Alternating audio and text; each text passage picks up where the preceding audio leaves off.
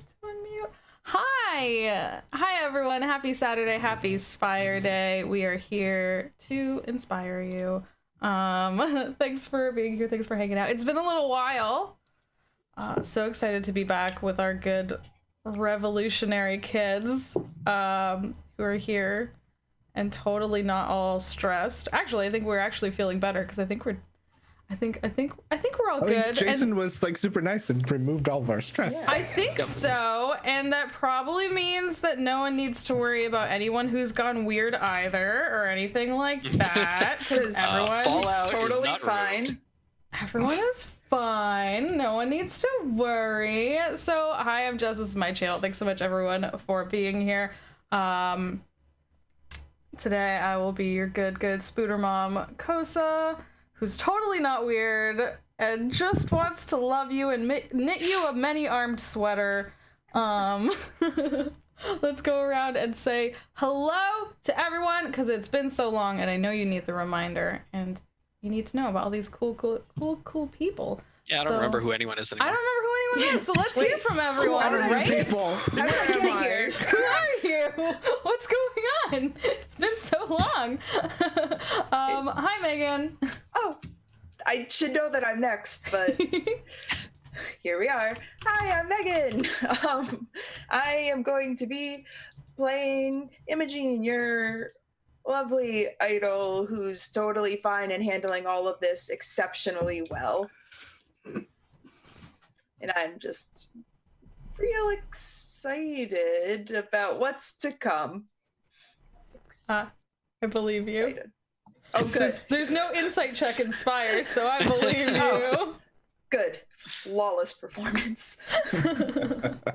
And scene. Nicholas.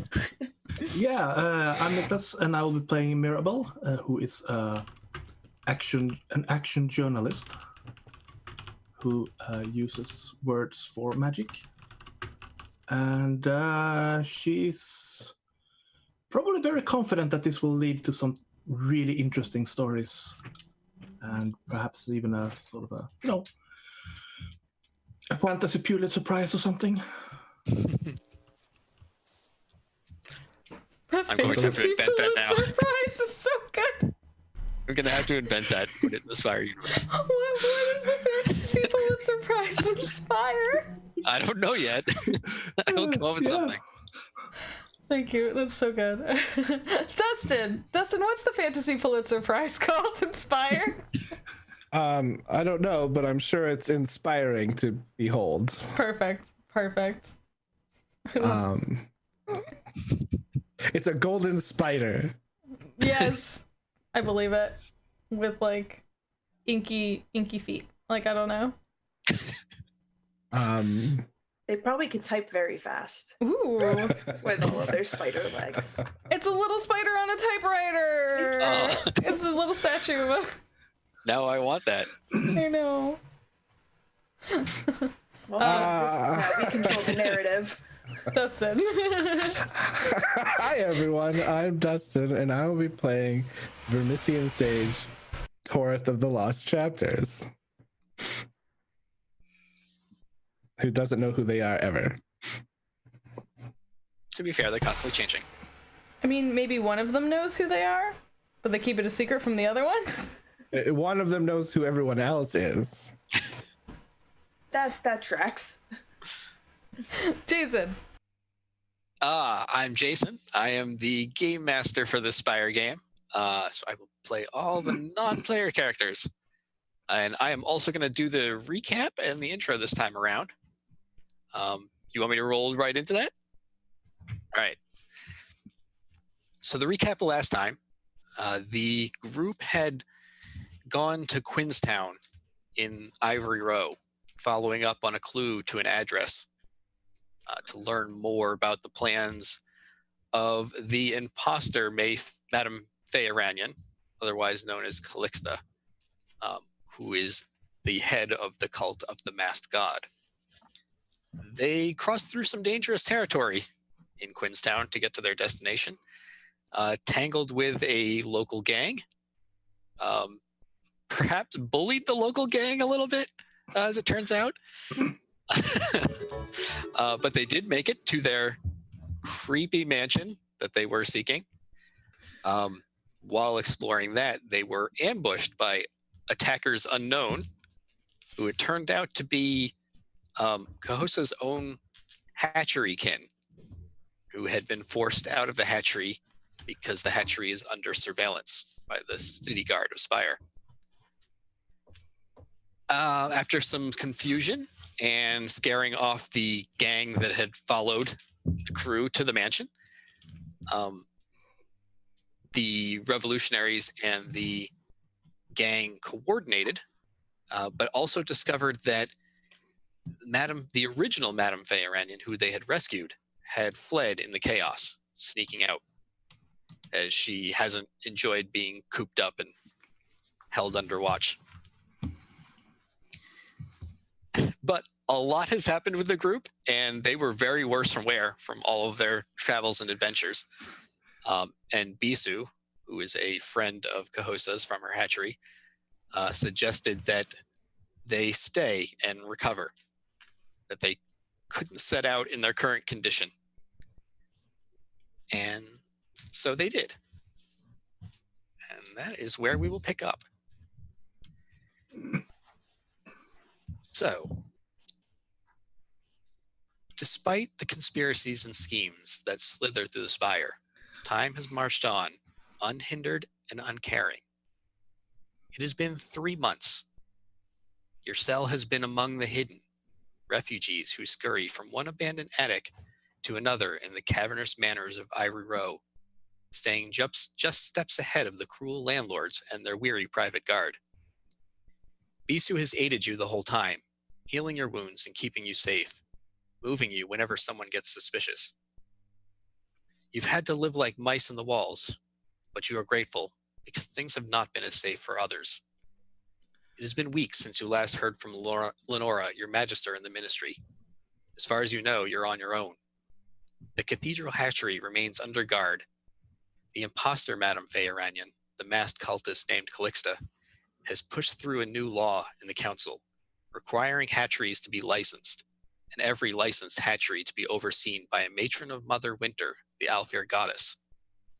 With the passing of this law in the council came another staggering announcement. Madame Feyeranian renounced her devotion to the Spider Queen, Ishkra, and joined the Church of the Solar Pantheon.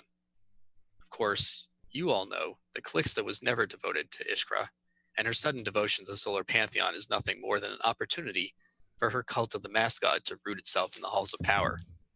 But her ruse has fooled the masses, and her influence grows. Time continues onward. The season has shifted, and winter approaches. Flurries of snow whip around New Heaven at the top of the Spire, melting long before they reach the scrub plains a mile below. But inside the warm, dark confines of the Spire, your blood boils. You are tired of hiding, done with playing it safe, and you are the only ones who can stop Calixta from selling out the drow of Spire to her faceless god. And as we start, the 4 drow of this cell are split up into 2 groups. One group, Imogene and Cahosa, are traveling to the Blue Docks in Lower Spire, at the base of the Spire. There they are trying to get some contact to the ministry. You've heard nothing from the ministry since Lenora went out of contact. The other 2, Mirabelle and Torith, are going to the Perch. They are dealing with a friend of theirs named Dash, who has been keeping the group supplied as they've been on the run and in hiding in Ivory Row.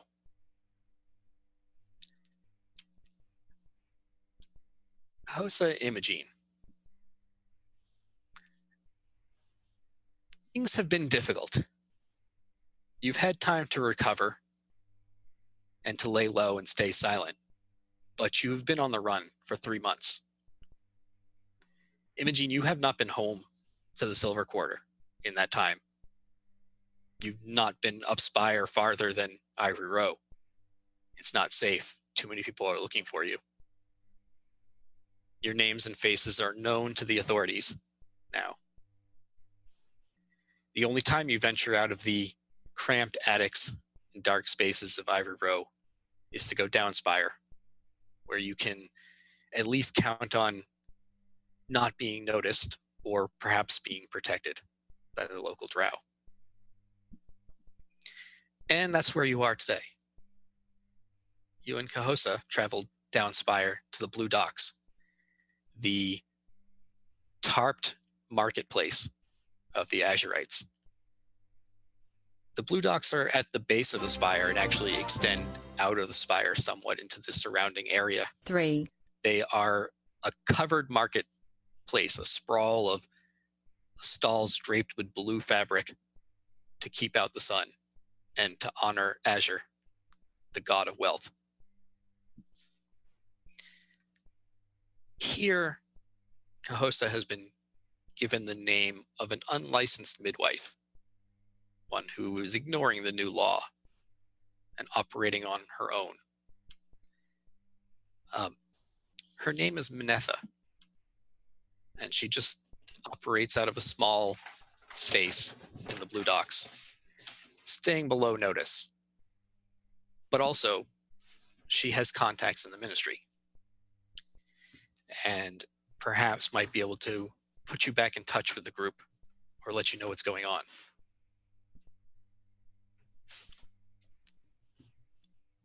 Two of you have moved through the crowded stalls and busy marketplace to reach a relatively nondescript hovel that's sitting on the edge of the market.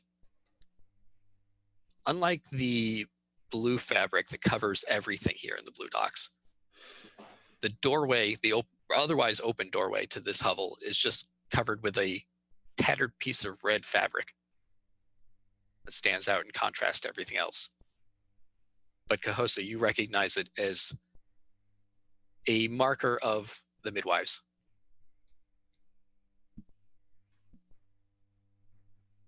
And this would be the place where you would find Manetha. So she didn't tell us to meet her here. She just said she would be in this area, and we recognize we recognize this as like, this is like a safe symbol almost. Mm. Like, okay.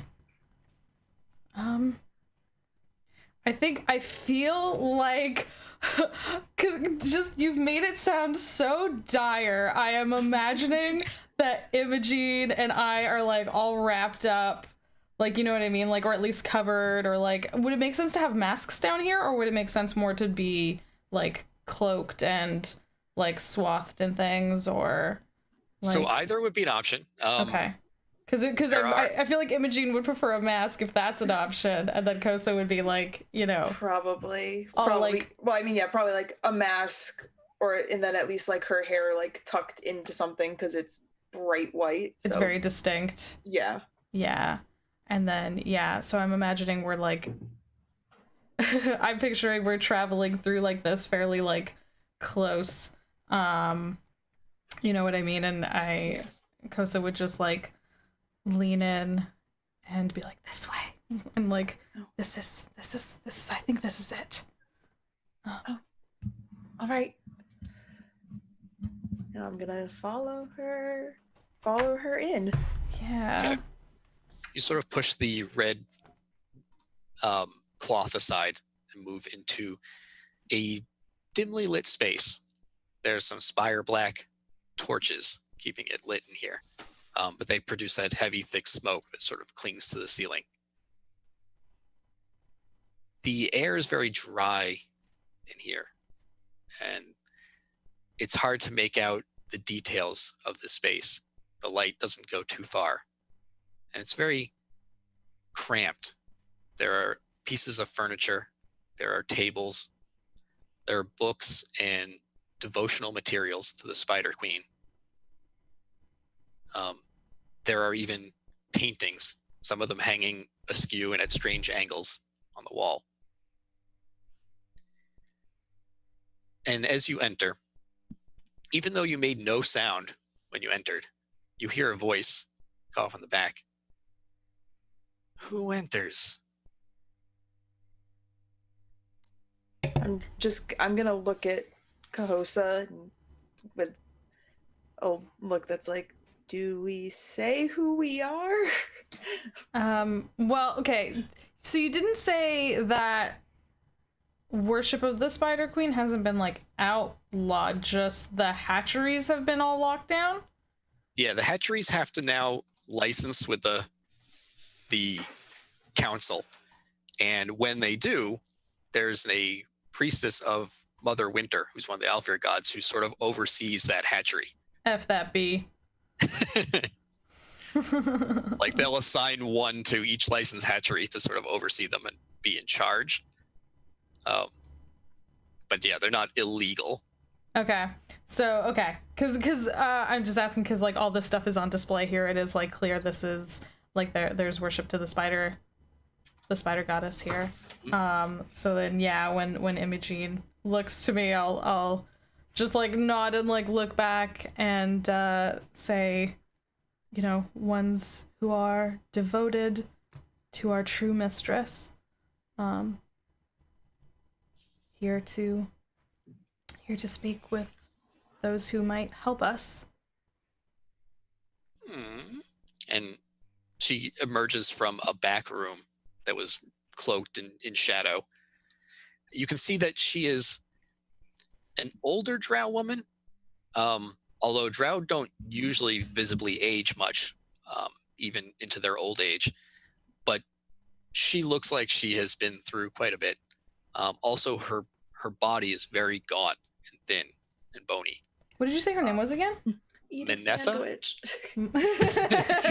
Oh, darling, my love, we let's sit down. We're gonna go get takeout. We'll be right back. We're gonna go get you something. Don't worry. Monetha? Manetha. We would know this, right? She's our contact. Okay. Sorry. You were given the name. Okay. She's wearing this ceremonial robes that you're very familiar with, Kosa. Mhm. But on her, they sort of hang very loosely, as if they're too big for her. Additionally, she has a hood and is currently up, and you can't see her face. I would like to move closer and angle myself to try and get a better look at her. And also, I'm probably, like, I think I do typically, because I am very noticeably midwifey with my many spider eyes. So I would definitely have to have, you know, like something that cloaks and like I'd probably have like a series of scarves and like a cloak. And so I am like somewhat revealing myself right now in a attempt both to show myself and like get closer and get an eye on her, get eyes on her. And with those eyes, I can see if there's any weird magic happening here. I just inherently can. I don't have to roll for that anymore. Correct. That's just an innate ability I have now. Yeah, and I'm definitely just moving in, and saying, you know, we were sent to speak to you. Is it safe to speak out here, or is there someplace we can go? So, first thing that you see is this whole space. There are lots of little low-powered enchantments scattered throughout. You think they're various like reliquary objects or perhaps some like alchemy. Nothing major, nothing substantial, but you can see the little glows and links of enchantments through your vision. You angle yourself to get a better look at her underneath the hood. And you can make out like a thin face. But then also what you notice are mandibles that come from her jaw. Hell yeah. I want to smooch them no, and is that not a normal response to seeing me? Anyways, Totally normal. yeah, no, I think this emboldens me, you know what I mean? Seeing that she is also spider blessed as I am. It is a good sign. And yeah, I think that just like makes me more comfortable like moving into the space, and I look back at Imogene and I like nod and I like encourage her to come in further.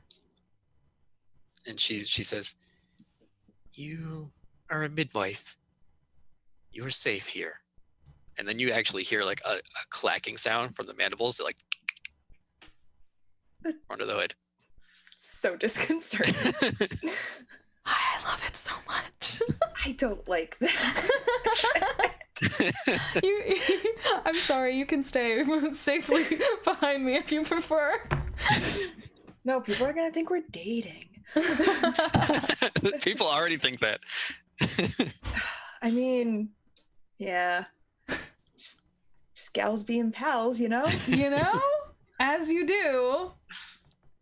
It's fine. Yeah, I think I'm definitely gonna stay like a step behind Kohosa because I am so far out of my depth. But I think I am going to like take my mask off as like a, I don't know, show of good faith or something, but like still like everything else like very bundled up. Yeah. Go ahead. I was just gonna say, when Imogene takes her mask off, you can sort of see the hooded. Yeah, I mean, you can't really see her face, but the hood sort of turns up in your direction. Okay. You're the one called Imogene. Yes, I am. And you are Kohosa. Yes, I am. You've heard of us? I was told to expect you.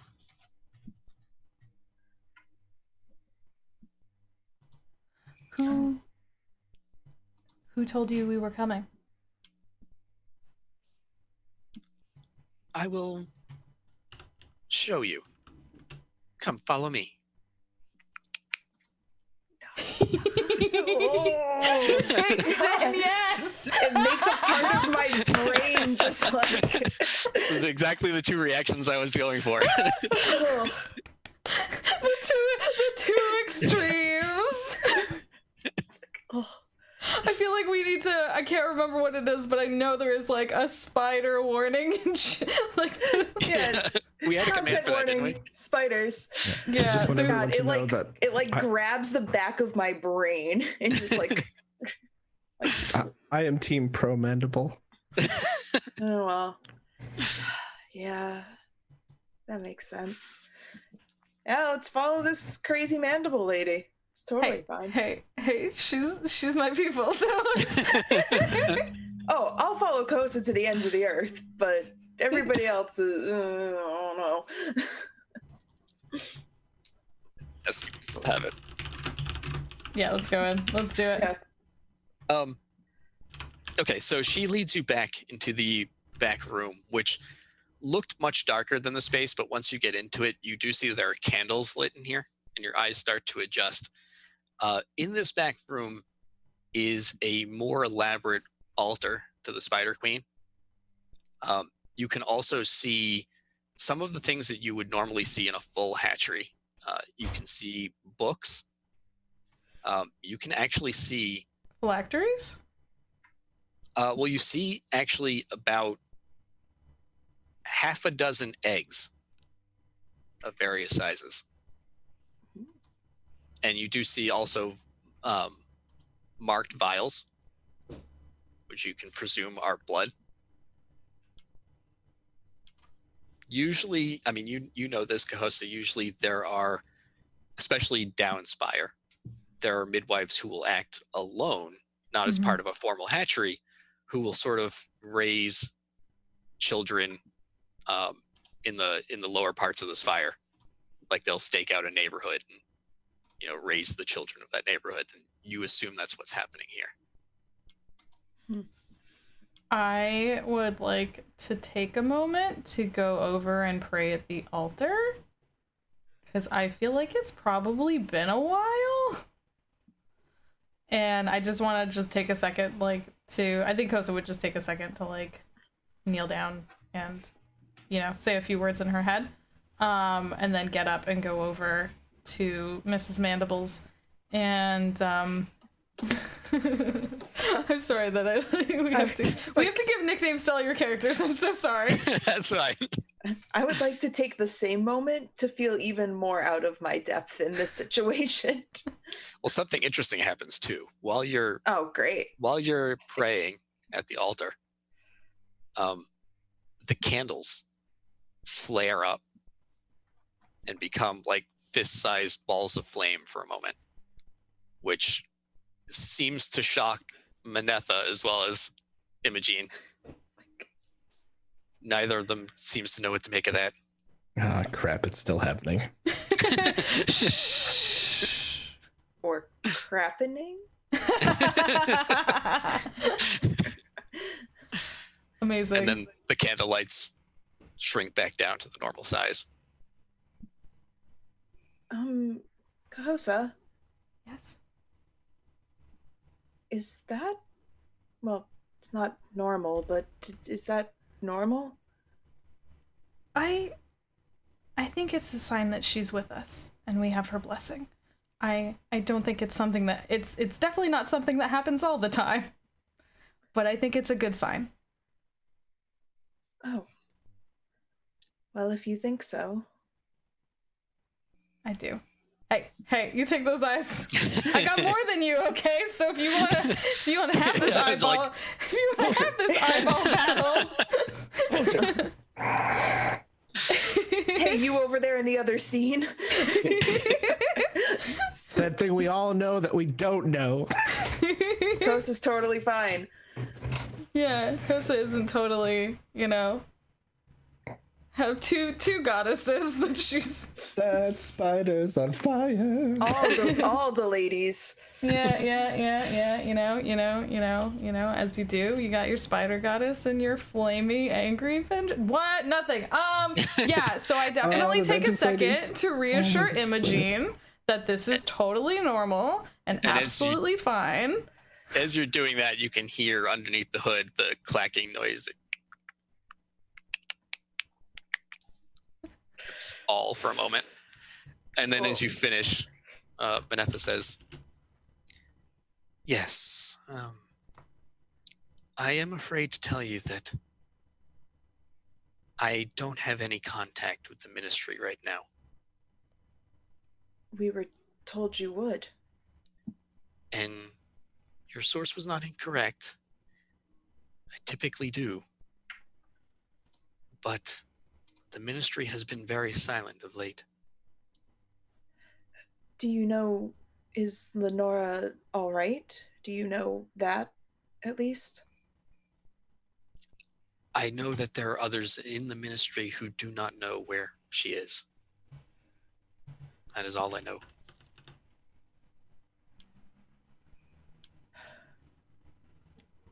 But someone else has been looking for you. Someone who I think you should talk to.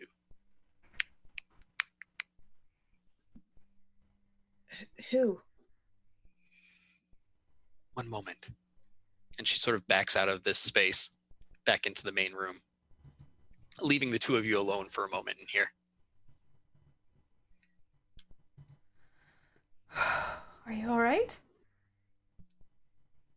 No, but nothing. I'm growing used to a moderate level of discomfort at all times. That is fair. I'm sorry. Sorry that you have to do that. I don't think there's any immediate relief to offer.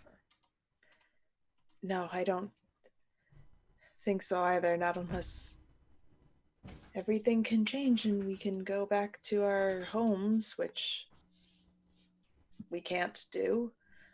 So we just wait and see who's been looking for us. Hopefully a friend for a change. I hope so, but I'm not really holding out hope that it will be. Just, we can't just keep waiting around. You're right. But we have to... That's why we have to, unfortunately, put ourselves in these uncomfortable situations to see what we can do and stay on our guard as best we can. And hopefully an opportunity presents itself very soon. And as you say that, No, she no. enters back into the small room with another person.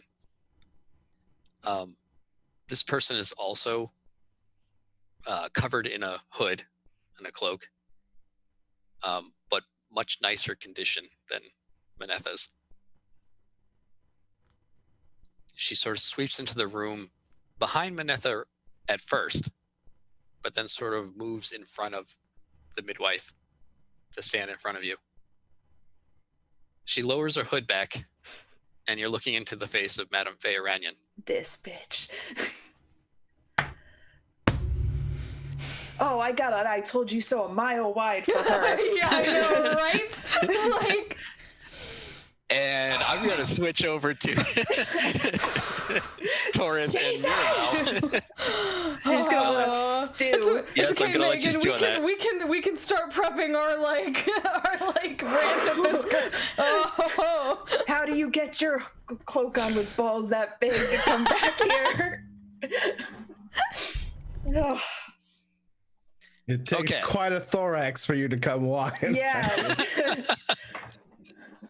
Got some big mandibles to come back in here. Torith and Mirabelle. The answer to your question, Dustin, is yes. And Torith, what is your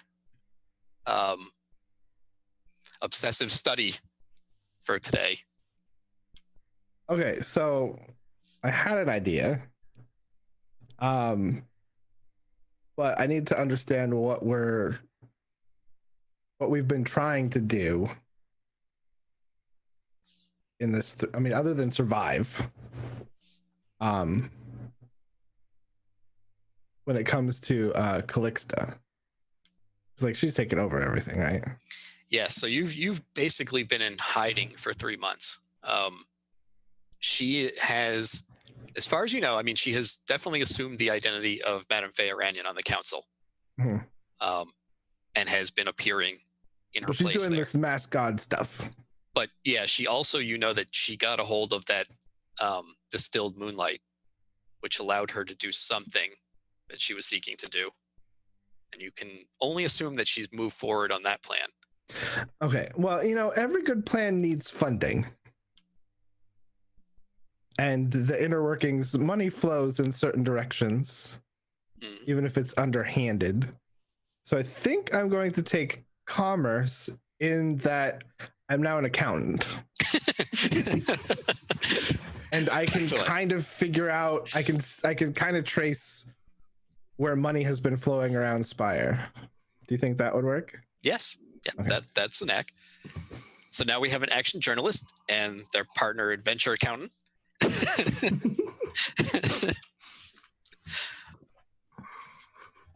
So the two of you have gone to the Perch, which is not so much a part of Spire as a collection of jumbled material stitched onto the side of the Spire.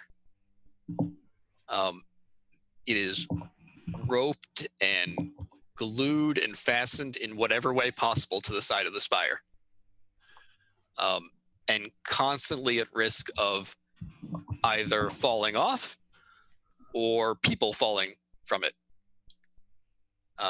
which may be why they have a fierce devotion in the Perch to thousands of small gods. They believe small gods inhabit pretty much everything there. The ropes, their weapons, their homes. And they also keep stoked 4 bonfires spread throughout Perch that are also used to keep away things that might possibly, such as sky whales, hit Perch, knock things off of it. And the fires themselves are moderately sized gods they've bound to the bonfires that they are devoted to and always keep running. Perch is also a safe place for you to go to because it sort of lies largely outside the law of Spire. Because it's not really part of the inside of Spire, the guard doesn't travel here very much, and the peace is kept by the bound, who are self-appointed vigilantes who look out for the people of Perch. And they are all drow, and therefore more friendly to you. As long as you don't cause trouble in Perch, they don't have so much a problem with the fact that you're wanted. And Perch is a convenient place for you to meet up with your friend Dash and his crew of airlarks. The airlarks have kept you supplied in the past 3 months. As you've been on the run throughout Ivor Row, you need food, you've needed medical supplies, the basic necessities of life. And Dash has been able to get those things for you and meet you here and supply you with them. And that is supposedly what you're doing today, meeting up with Dash for a routine Don't say pickup. it like that. Don't say it like that. This is a routine pickup. It's a routine pickup, totally routine. But yeah, despite the dozen times you've been to Perch in the last 3 months, you're still not used to this place. Getting around Perch is a mix of climbing through things which feel like they could fall off the side of the spire at any time, or traveling over rope bridges, or by just rope across open space. The people here do it with ease and practice, but neither one of you are natives to the neighborhood. I like that. I literally run around in the Vermisian, but this place, I hate it. Yeah. Yeah, one of the things that is really disconcerting to you in particular is that it's open. A lot of it is open to the air, unlike the Vermisian. You know what I really dislike, Torith? What is that? The air. I mean, it's breathable. It's not like down in the works. It's open and fresh. I mean, I swear, the only place I can smell ink up here is if I, started to sniff my own boots. It's... As well, let's meet with Dash so that we can... Yeah. Yeah, also different to both of you is you can see your breath. Now that winter has started and you're technically on the outside of Spire, you can see the water vapor from your breath freezing in the air, which is something you never see in the city. Dash always meets you at a place called the Dovecote, which hangs in Middle Perch. It's an island with a building on it that inexplicably hangs between the two overhangs that make up Upper and Lower Perch. There are massive chains that connect it. And even just with these massive chains that connect it, you're not sure how it stays where it is. And you suspect that there's something occult going on, perhaps. But it's a convenient landing place for Dash and his mega corvid. And you have traveled down one of the chains to the Dovecote.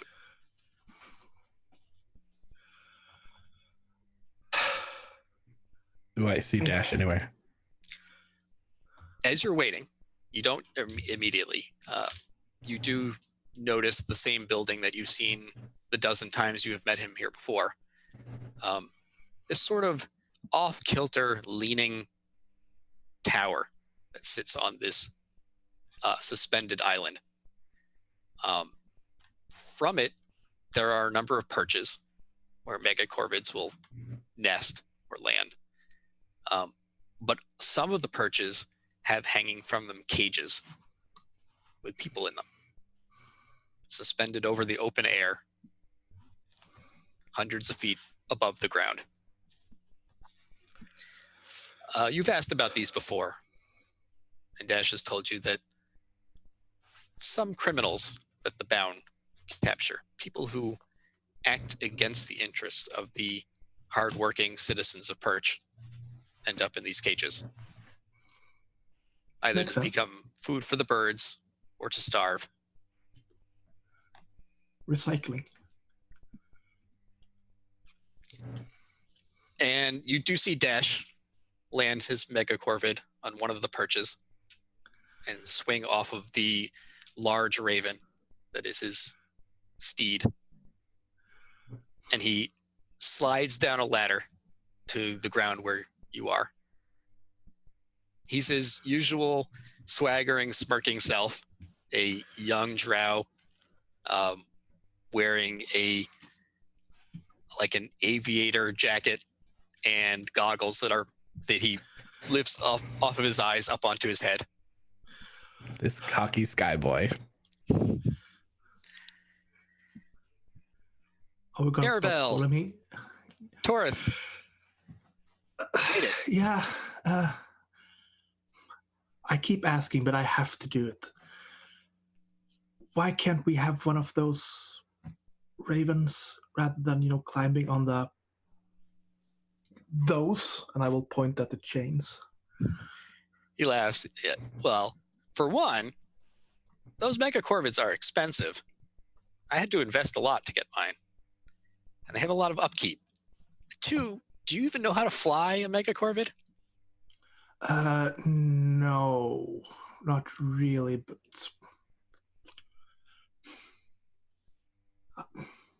is it hard? Can you learn it?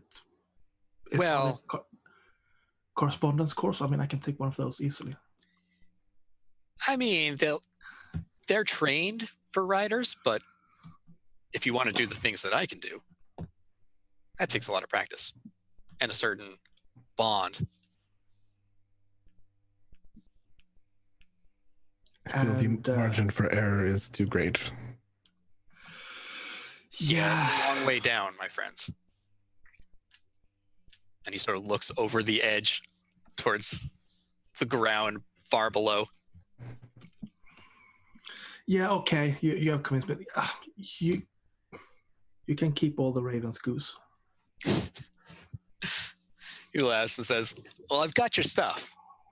But I have to ask you two, how long are you going to keep doing this?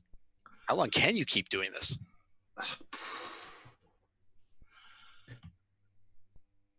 That is a good question.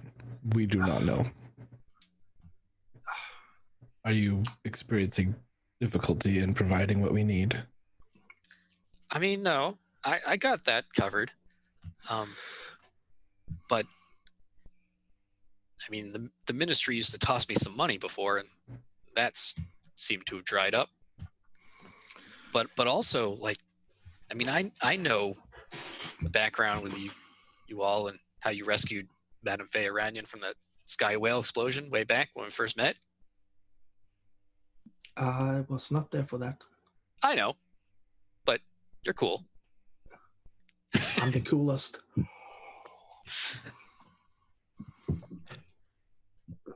I mean, but you raise a good point. I'm getting really bored here. Yeah, and I mean, the Madame Faye Iranian who's up in Amaranth has been busy lately. Speaking of that, did you get those books I was asking for? Oh yeah, some of them at least. This may, if there's any information in here, provide us with a way of getting off of your dependency, and perhaps we could get you some compensation. Well, that would be great. I certainly wouldn't turn that down. But I mean, I also worry about you guys. You're wanted throughout the whole Spire. I mean, certainly the upper Spire. Yeah. Yes, it makes it for a pleasant experience. I mean, usually I'm the one that, hunts people down, but not for, murder and stuff, but...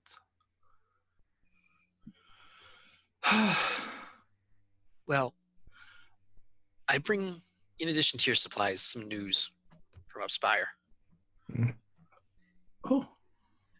I know you all have a vested interest in whatever version of Madame Faye or Anion is operating up there. So I thought you might want to know that since she did her whole big announcement with the licensing law for the hatcheries and joining with the Solar Pantheon, she has moved her base of operations into the Basilica, Solar Basilica. Really? Yeah.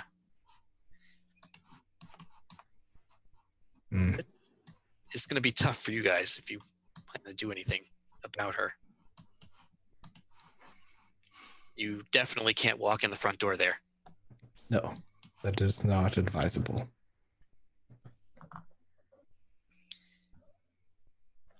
But there might be a way to get there. Is it reckless? Torres just looks at him. He has a wide grin that's expanding across his face. And he, as you say that, he laughs and he points up. And Torith, you look up, follow his finger, and you see something that has always been a part of the Spire that you have not really paid much attention to. I mean, you used to actually, during your endurance, when you were assigned to the inverted telescope, you were not very far from this and saw it on a daily basis. But a few years back, a sky whale had crashed into the side of Spire. Oh, yes. Its petrified corpse still sits half out of the Spire. The walls have sort of grown around it. Since then, the sky whales are not allowed to dock at the sky docks. Instead, they stop farther out, and the megacorvids offload all their goods, which is where their larks tend to steal things. But his finger is pointing towards the crashed sky whale. He says, "So, Solar Basilica is bad news. That's where the paladins are located. And there's no way 4 wanted Alfir would walk in there. But the upside to that is the Solar Basilica is built on the outside of the Spire. Something about how they wanted to have visibility to the sun and the changing seasons and all that blah, blah, blah stuff that they believe in. Well, no, we can't do that. No. If you were thinking that I could just fly you there. No, I was thinking about hacking it away so it slides down away from the Spire. Good luck with that. They spent quite a bit of money building the Basilica. And it's actually built on the foundation of an older drow temple. Much like everything in Spire. Yeah. But, so there's no way I could just fly you all there. I mean, I could, but, and he points up again slightly to the side and to an artillery placement on the side of the Spire. Ballistae and cannons that are mounted there that are sometimes They haven't been used lately, but they're there as a warning if anything gets too close. Yeah, they would probably shoot me out of the sky pretty quick. Are you sure? But isn't corvids usually allowed to fly around? Yeah, not close to the basilica. All right. But if they were distracted by something else, something bigger. And that something bigger would be... Well, there are much bigger things that fly up to the Spire on a regular basis. Are you suggesting we hijack a sky whale? Isn't it the best idea ever? I am so on board with this. Oh, what? No, hang on. I like the way she thinks. Yeah. Of course you do. You have a way to get us onto a sky whale. Well, we need fancier clothes. We need... You need an inn. And I know where you could find an inn. What is this inn that you speak of? Who? Her name is the Rigger. Okay. She lives here in the Ominous. Perch. She's a semi-retired bound. And also influential with the Sky Whale cruise. She's a rope maker. Very important in Perch. Very powerful. Also very important with the Sky Whale cruise.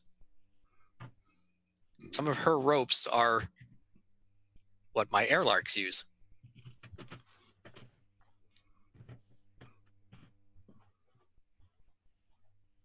She could probably get you on board a Sky Whale one way or another.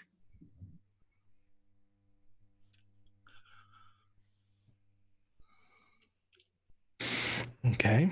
If this is what you want to do, Well, it's dangerous, awesome, but dangerous. I mean... You're the only other option I know is that you keep spending the rest of your lives on the run. Being safe has never,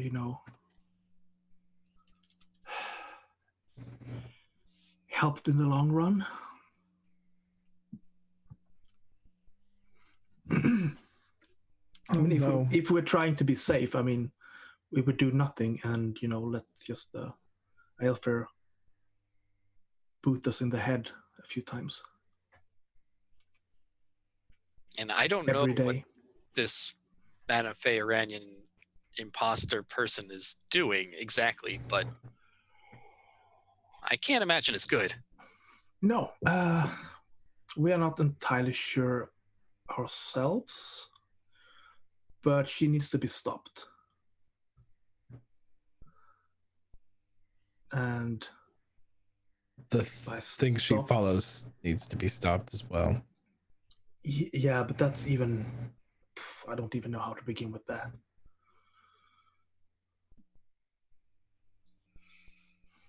Well, we'll start with the bottom piece and work our way up.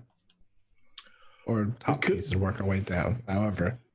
If we get our own puppet in there, perhaps we can, outlaw all the mirrors.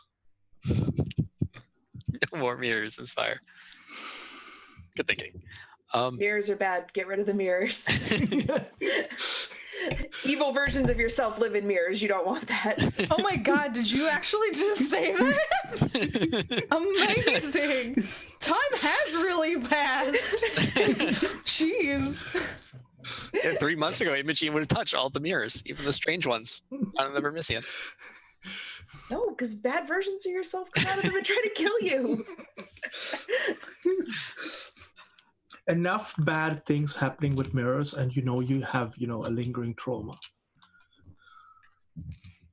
which is really tough for Imogene to be traumatized by mirrors. It's Imogene's a hard traumatized trauma by a to lot of reflect Imogene's traumatized by a lot of things, to be fair. True. This drow could slapped on it. Bad boy can fit so much trauma in it. just the most trauma. When will my reflection try to kill me again? We will look into this. I can Contact. take you up to meet her. Yes, that it wouldn't hurt, I suppose. Does this mean that we get to ride one of those? We'll get there. We'll see. I'm not riding one of them. Torith. Yes. And I'm not climbing any more fucking chains. Fair. Anyway. Maybe I could find a door to a sky whale. That would be an interesting trick. Dash offloads your box of supplies. He says, this is for you too.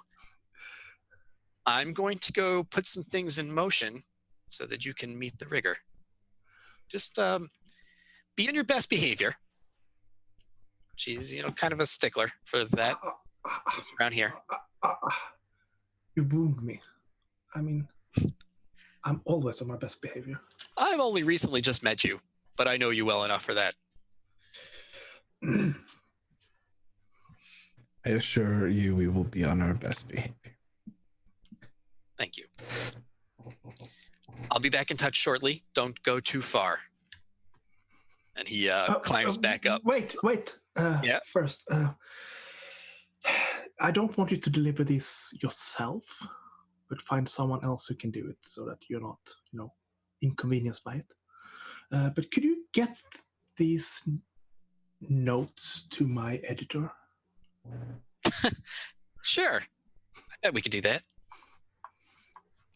How many notes are we talking? Since we have been here for a while, I'm probably now have, not as much as you would expect Mirabelle to have written in that time, because she has been editing it and, rewriting it, because not that much has been happening. Mm-hmm. But it's more or less a sort of a, a very edited piece about what has been happening. And you can read it a little bit like, propaganda against the changes. It'll probably require either more than one bird or a mega corvid to carry. But yeah, it can be done. Yeah, I mean, it's probably, a small notebook. Yeah, I can do this for you. Yeah. Here, hand him over. He sort of reaches it. He's halfway, or not halfway, but he's a few steps up this ladder. Yeah. And there's this, a slight, should I hand these over or should I not? He takes them and slides them inside his jacket and says, I'll be back shortly. Yeah, and don't drop them or get them into enemy hands, because I can smell that this is just award-winning. He just cocks his head at you and he says, drop them? I'm offended. I don't drop anything. And he just scurries up the ladder back to his mega corvid, hops on it, and flies away, promising to be back shortly. Imogene and Cahosa. Yes, Jason? You are now face to face with Madame Feyranian, presumably the real one. I was distracted and forgot we had to deal with this bee.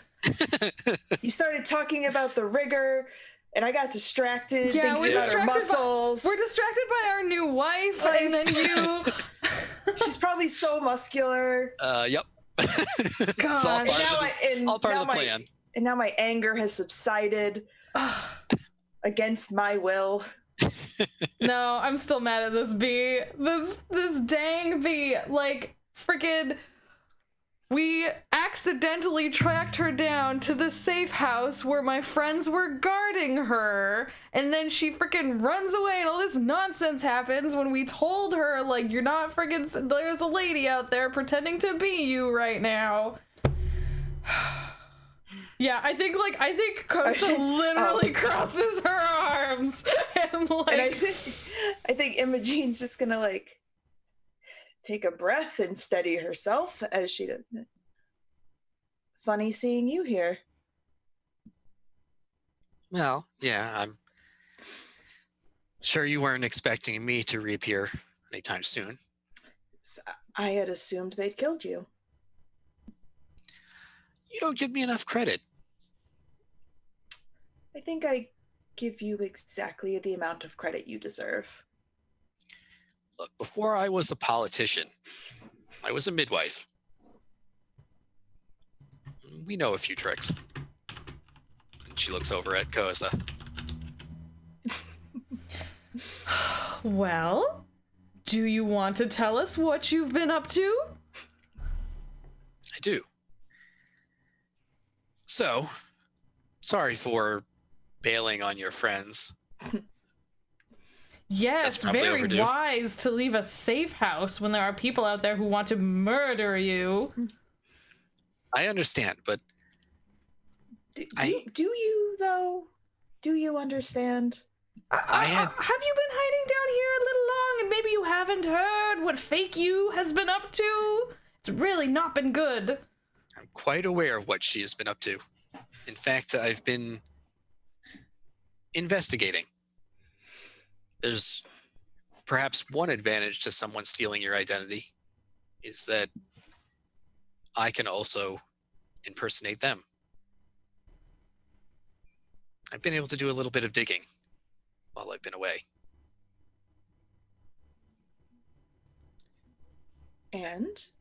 Out with it? It's not good. I mean, you're course. aware of what Calixta has done with the hatcheries, the law that she's passed. That is in no small part because of me and because of you. She doesn't trust the midwives. She doesn't trust the hatcheries. And she wants to flush the four of you out.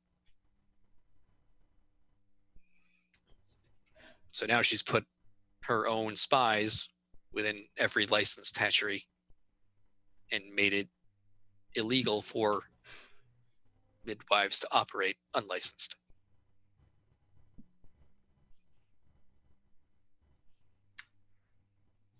But more than that, her whole false renunciation of the Spider Queen and her joining the Solar Basilica, I fear she's spreading her cult of the masked god within the devoted to the solar pantheon, within the Alfear. And there have been turbulent things happening on the council, of which I believe she is behind. Some of the council members, any of those who were opposed to her, have been scandalized or embarrassed. One council member has resigned. There's a vacant space on the council now. Another has been seemingly persuaded to vote her way. I can only imagine this has something to do with whatever she was cooking up with the distilled moonlight.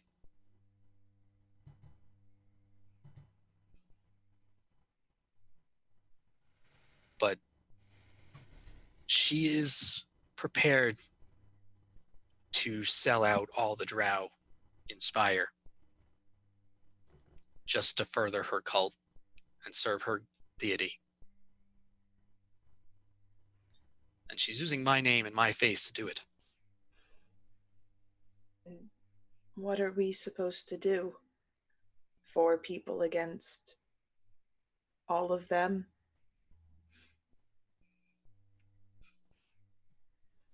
I know it sounds like not very good odds. But you were able to find previously the blood samples in the hatchery in New Haven. The logs, everything. The samples that the cathedral hatchery took of my blood after my return. We can prove she's not who she claims to be, but only if we can get close enough to her to get a sample. That's the tricky part. God,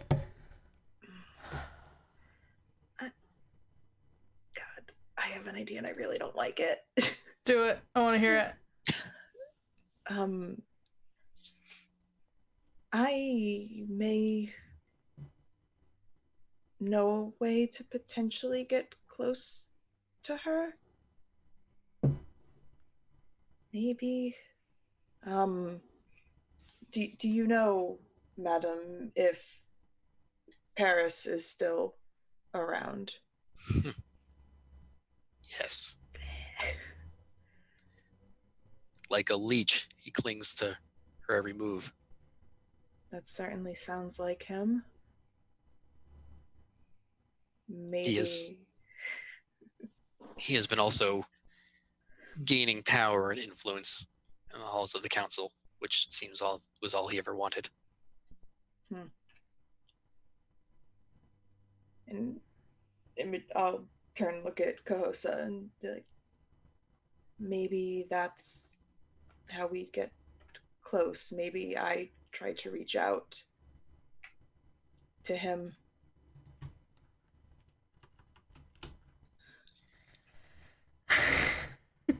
Sorry, I was busy responding to something in the Zoom chat. She says that's not a terrible idea, but there's a complication that I don't think you're aware of. Oh. Calixta has moved into the Solar Basilica. That's made her very unreachable. I've been able to learn some information posing as myself on the outside, but even I can't get in there without blowing my cover. The gallery still exists, doesn't it? Paris can't be away from it all the time. It's true. You can definitely get access to Paris. Getting access to her will be harder. Imogene, what do you think you can do through Paris? I don't join their team, make him that he was very emphatic when we talked last time about wanting to keep me safe and wanting to make sure that everything is all right. Perhaps if I go to him and ask him to keep me safe or play like I'm interested in joining up, something can come of that. He's too proud to think I'm deceiving him, I'm sure.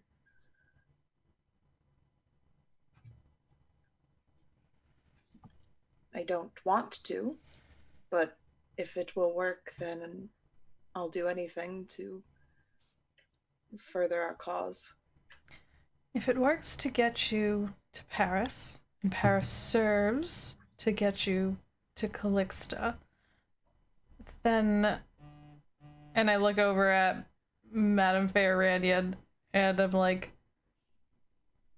does simply proving she's not who she says she is immediately nullify all that she's done already? It seems a little bit more far gone than that.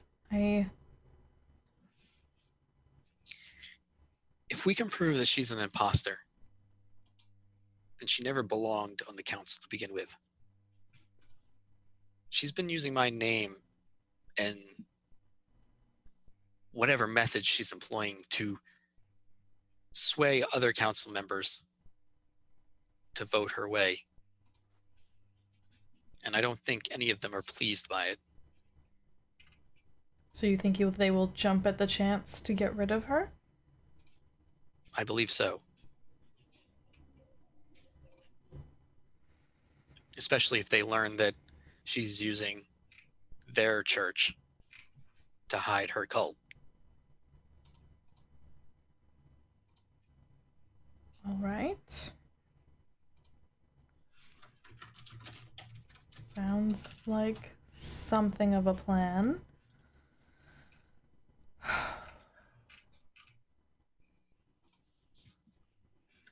It's the start of one, maybe.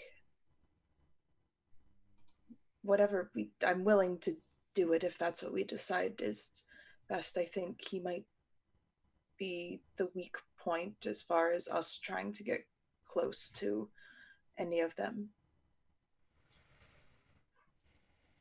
And the solar basilica. She hides there now. She does.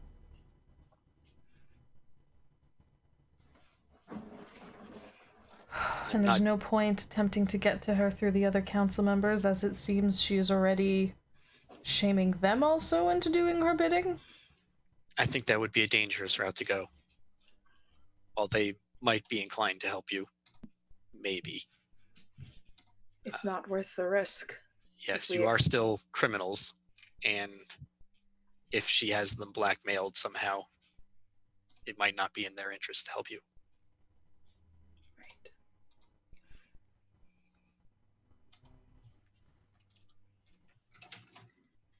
But there's something else you'll need if you're going to go there.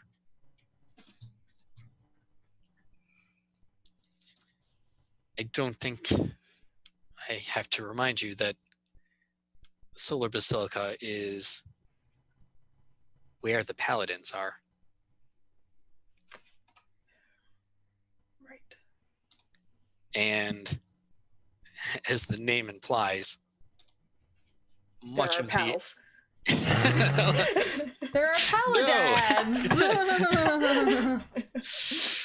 No, they're definitely not your pals. Definitely not Cohosa's pals. Nope! Paladins in a Jason game? No. But also, as the name implies, the Solar Pantheon, their worship revolves around that which is most dangerous to drow. The sunlight. There's something that may be able to help you, though. Should you face the paladins or the Solar Pantheon's weapons that use the sunlight against us. There's something called shadow glass. Not seen commonly in the Spire, but it is collected and worked into goggles and masks by the drow of Alaquam in their caravan wagons as they crawl across the desert. It keeps them protected from the sunlight, but it also is particularly good at blocking out the weapons that the paladins use to harness the sun. If you're going to go there, I suggest you find some. You want us to find some glass to do what with? To enter the Make masks. masks, yes. Perfect. The Alaquam drow will know how to use it properly. Where do we find them? Good news is, you're in the Blue Docks. A mall kiosk. Sunglasses hut. I would say go to Shadow Glass Hut. Yeah, there we go. There's a drow named Ray I want to Ban. use that. Oh no. Yep. Just go over to Shadow Glass Hut. Pick up a pair. Oh man. We're nerds. I don't know if you know this, guys. Yep. But yes, you're in the Blue Docks. This is where the Alaquam caravans come to trade. Perfect, and we've been in hiding for 3 months and have so much money and goods to offer in trade for this very valuable glass. Imogene, you are still an idol, even in hiding. You have your resources, and you have your reputation. Both of those are worth much more than you imagine down here. Can't say that's ever something I really needed to learn before.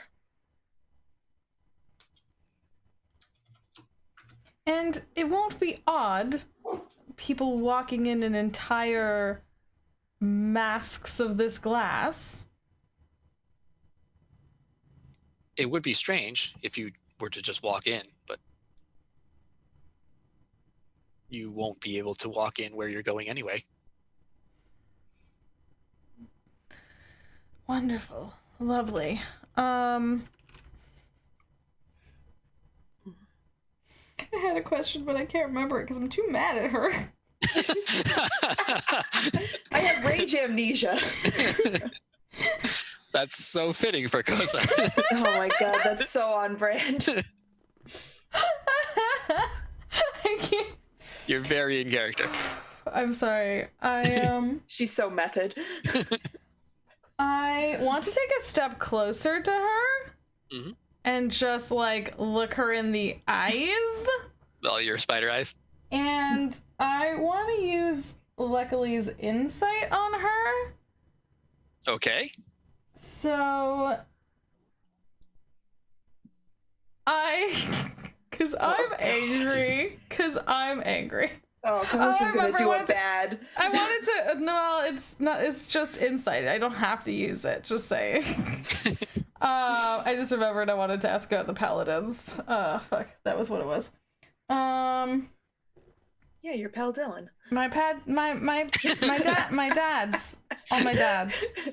You know? They're really good at the dad jokes, and they're already. Nope, they're just here to destroy your hatcheries. Yeah. Daddy, no. Daddy, no. Daddy, why? I can't wait till Cahosa meets some paladins. This is it Triton in that grotto all over again. Yeah. So you know what I do? I do step in closer to her, and I like my head is down, and I'm looking at her, and I'm like, what is the point of going in there and stealthily and trying to find things and do things their way?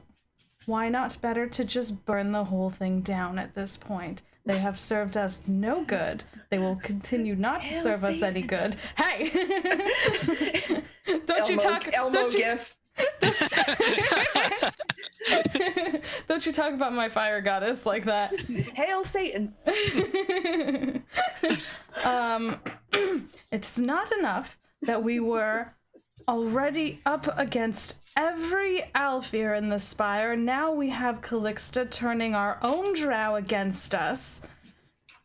Why not better to start fresh with a nice cleansing fire, as they did to us? Scorched earth.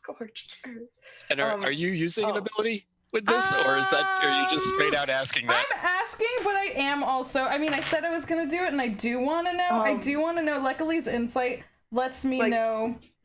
Go ahead. What were you gonna say? As you do that, Imogene's just gonna like reach out and like put her hand on your shoulder. I'm as still like a you okay, bud? Nah, bro. Nah. Wish you weren't so fucking awkward, bud. Really nah. Big because I previously used Protector's Eye on her, and I remember what that did. But I have this new sweet skill provided to me by my new goddess. Oh god. And it That's some basically warlock shit going on, and I approve. yeah. Oh, do you don't you love it when you got 2 patrons on the line? Yes. Yes, I do.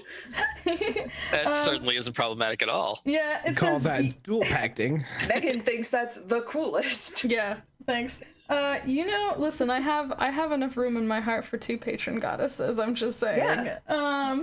You shouldn't have to choose.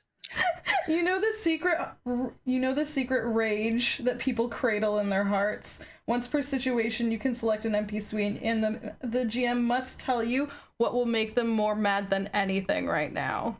Oh, jeez. But to be fair, I genuinely am asking the other question first to get a response from her, and I'm analyzing her with my insight. Okay. So it's 2 things.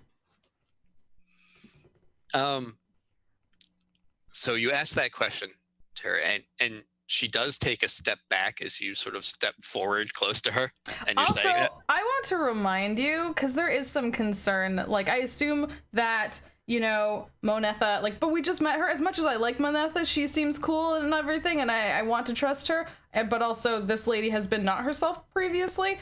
I just want to remind you, should she be an Alfir, she is burning right now, because... Oh, she's not an Alfir. Okay. I just want to remind you that if she was someone else, I would... Though. It's something that they get to enjoy in my presence. So Yep. Just Photoshop a spider face on that Elmo gif. Now I need to do this. Couple more arms. Yeah, just 8 arms, flaming background. Put mandibles on it. But yes, she steps back on one heel to put a little more space between the 2 of you. I just don't like any of what's happening right now. Goodness gracious. She says, if you... Look, I understand how you feel. But if we... If we even could burn the whole thing down... That sounds like a challenge. It would be war in the streets of the Spire. There is already war happening. It is more silent, and it is more terribly quiet and impatient that we have to wait for it, but it is happening.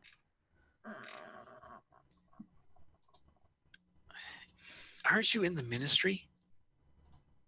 They don't advocate open war. They know what it would bring down on the drow. If the Alfir pulled their armies away from the Knoll lands and brought them back to deal with an open insurrection in the Spire, thousands of drow would die.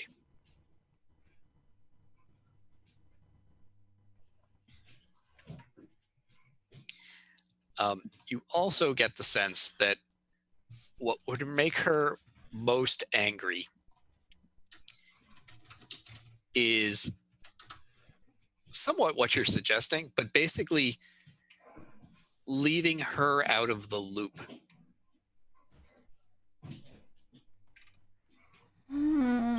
You can tell from reading her right now that she likes that she came to you and has a plan. She does, your question about just burning everything down is an unforeseen angle that she's not a part of and would leave her with no council to be a member of. And she doesn't like this loose cannon attitude. It makes her angry.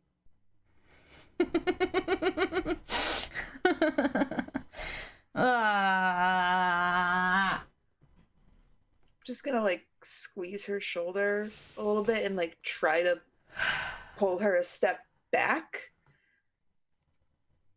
I think she was probably leaning forward and she won't take a step back, but she will straighten back up. Do you know what I mean? I'll take it. It's a little less scary. But I think it was just Kahosa.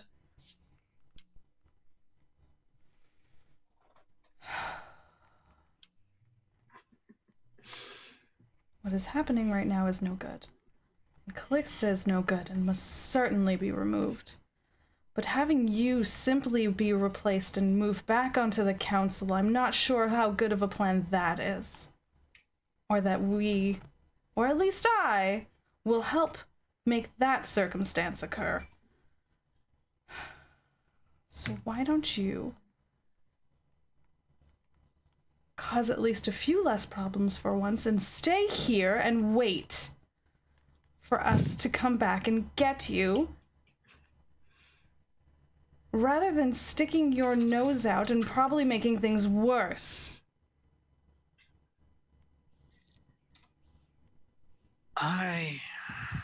She sighs through like gritted teeth. I appreciate what you did for me.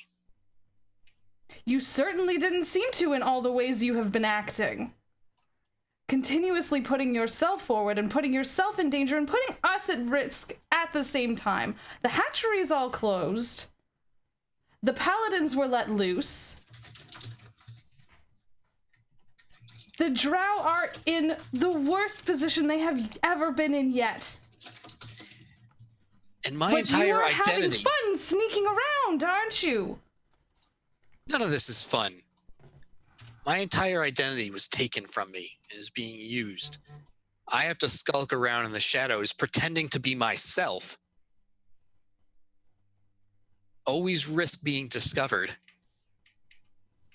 Always risk being killed by her. I appreciate what you did for me, but I need my life back.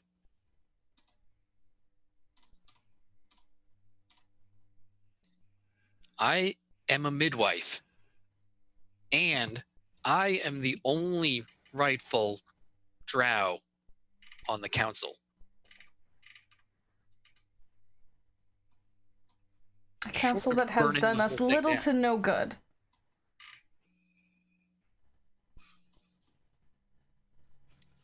Should you return to it, will you do more than you have done? Because as of yet, we have not seen much benefit to it. If you get me back on the council, I promise I will do what I can.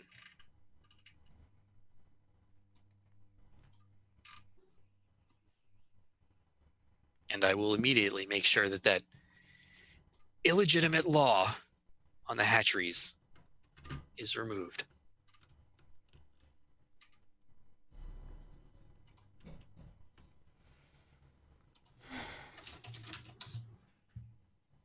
I don't know that that's enough. That is a start, certainly. What about holding the paladins to account for all that they've done? That is also barely a start. So we need to start somewhere, though. We can't ask for the moon when we're barely scraping by. We need to get our footing. I know if we do this, the council will be in tatters. That will be the best chance that we have.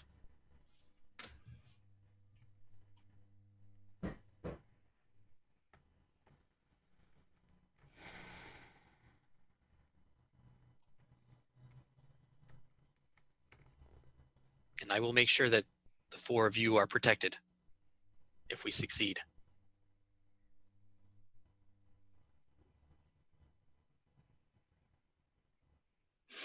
I feel that's amenable.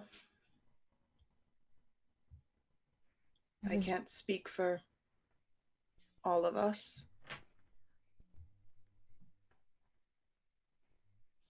What about you, Kosa? It is barely nice words, but I don't know how much I believe them.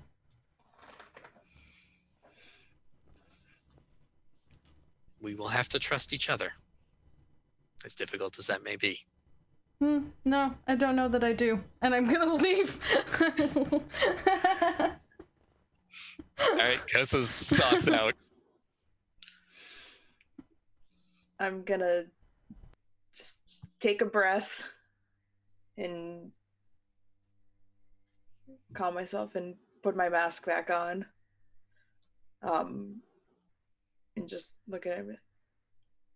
For what it's worth, we're going to do everything we can. She's angry.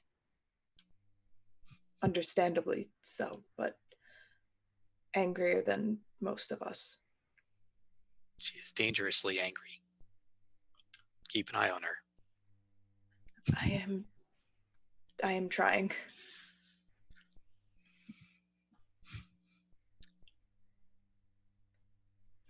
I should go, but find the shadow glass. And somehow convince somebody to give it to us. Right. And then we'll find a way to get you in.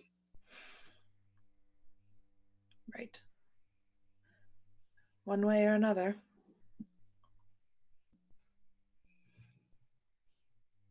Don't do anything foolish. We can't come saving you again. I've kept care of myself for the past few months. Hmm. Think I can hold out a little longer? For your sake, I certainly hope so. And I am going to leave. Boom. Boom, you Heck both walk yeah. out on her. All right. Mask drop. You don't say goodbye to Imogene Sunlight through glass. Imogene Sunlight through glass says goodbye to you. Bye. All right, I think on the mask drop note, we're going to take a break. Sounds like a good plan. Sounds wunderbar. Yes. So we will be back here in a bit. Drink some water. Yeah, you know. Go walk around. Take care Get a of snack. you. Yeah, take care of you. Think about like one thing that you really like about yourself, and hold that in your heart. Self-care, very Oh, important. self-care. Use That's a this very time. uplifting message. Thank you. Not making me Summer cry Spire already. See you soon. Break time.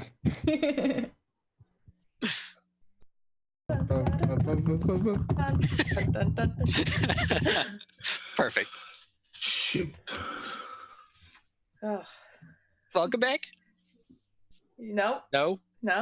Now, y'all ready for some sky whales or buff wives? Because we got some of those. At least one of those things will happen. At Come least for the one. sky Yeah. whales, stay for the buff wives. We Is it can a buff promise. sky whale wife? We can promise. Whoa, Ah, interesting. yeah, see? That's a galaxy brain take if I've ever Yeah, heard that's one. like I literally was like, huh? But what if you mix them together? Ooh. Well, something that we just said might maybe happen. Let's do this. Yes. All right. So we're going to come back to Mirabelle and Torith, who are going to meet the rigger. Yes, are- I love that name so much. You had been waiting on the island there in the middle perch, and Dash returned to you not so long after on his mega corvid and said, I got you in. We're going to see her. I have to go with you because she doesn't know who the heck you are, but it's something. She doesn't read. Well, I didn't exactly tell her that two wanted criminals were coming to see her. I didn't think that would be a strong start. Well, Yes. that's valid. Yeah, that's valid. I just told her that I was going to come by and she likes me, and I was going to bring a couple friends that wanted to meet her. I hope you two can sell it from there. You take a lot of, leaps of faith there, but I like that. It's what I do. Anyway, we're going to walk there because you can't all go on my mega corvid. And Mirabelle will, nudge Torith a little bit in the side and then point to Dash. Apparently we're friends now. They're good to have. Do you say that loud enough for Dash to hear it? I'm trying to whisper, yeah, but I'm thinking perhaps Mirabelle isn't that stealthy about it. Do you have mastery in whispering? I have You would neck sneak. for whispering. I have sneak, but how do friends work? Are you asking me? Yes. As the extremely socially awkward Ramesian. I have had little experience with the concept. So yeah, okay. We're improvisational territory. That's the normal thing. So yeah, I think we can work with this. Yeah. Yes. Let's try. Ash looks back. He's maybe like 20 feet ahead of you. And he looks back and says, "Are you two coming?" Yeah, we're coming. We're coming. Yes. Here we come. So Walking down the street. You travel, you follow him. It is nothing like walking down streets. It's a series of ascending one of the chains, getting off of it halfway onto a rickety platform held together with rope. From there, walking down that platform to climb a rope ladder onto another platform higher up. Then it's walking through a series of cobbled together tunnels and passageways that are a mix of wood and sheet metal, and occasionally some of the outside spire rock that makes up the spire. You're not sure that you could navigate back the way you came without Dash. It's not, well, maybe Torith could figure it out. But it's definitely not your normal. We don't need paths. We have doors. Yeah, that's true. You could skip shortcut. But he leads you towards a building that is built right on the outside of the spire. It's attached through these very imposing looking massive rivets that are holding this structure onto the side of the spire. They're just drilled right into the strange rock that makes up the spire. It's a rather nice looking building, much more well kept than most of the Perch. You can tell just from approaching it that someone important lives here. Hanging on the side, I'm thinking, that it's not a safe building, but it's very impressive safe house.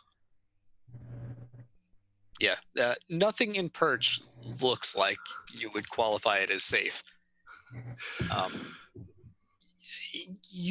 The two of you, I mean, are very confused as to why drow live in Perch.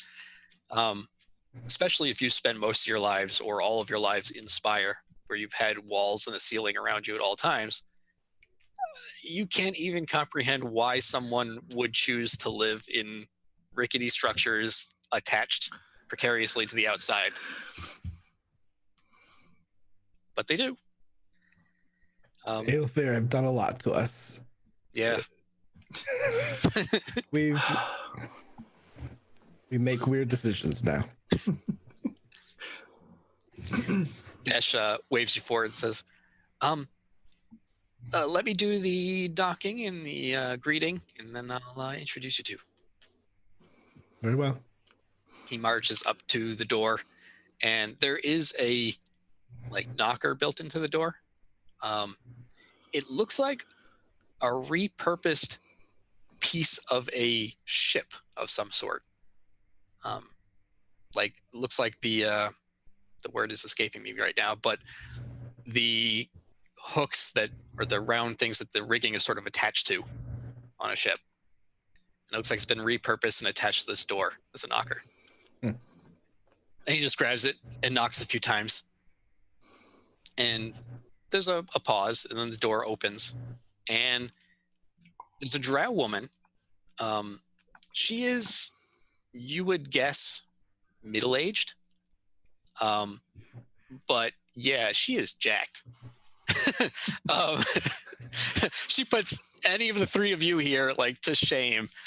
Like, I mean, that's not saying a lot for the two of the three of us here. She's just got like these massive, like built shoulders, and her arm muscles like all toned, despite the fact that she is older than any of you, older than Dash by a good bit. She's in very good condition and clearly takes care of herself, and you would not want to get on her bad side. Jason, you're speaking my language here.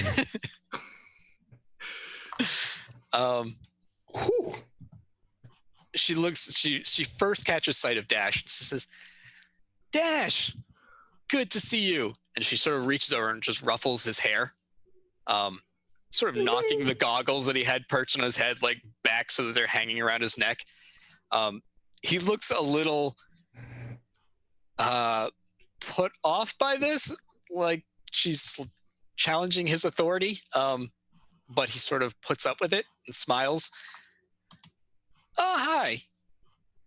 Yeah, it's been a while. I haven't been around lately. But hey, Rigger." And she's sort of finishes ruffling his hair. She's like, "It has been too long. I remember when you used to come and visit me like every week." Dash says, "What? Well, yeah, I mean, I have airlarks to take care of now. I've got my whole crew. I'm really busy." She says, "Mom, I got a job." she says, "Maybe I'll let that go."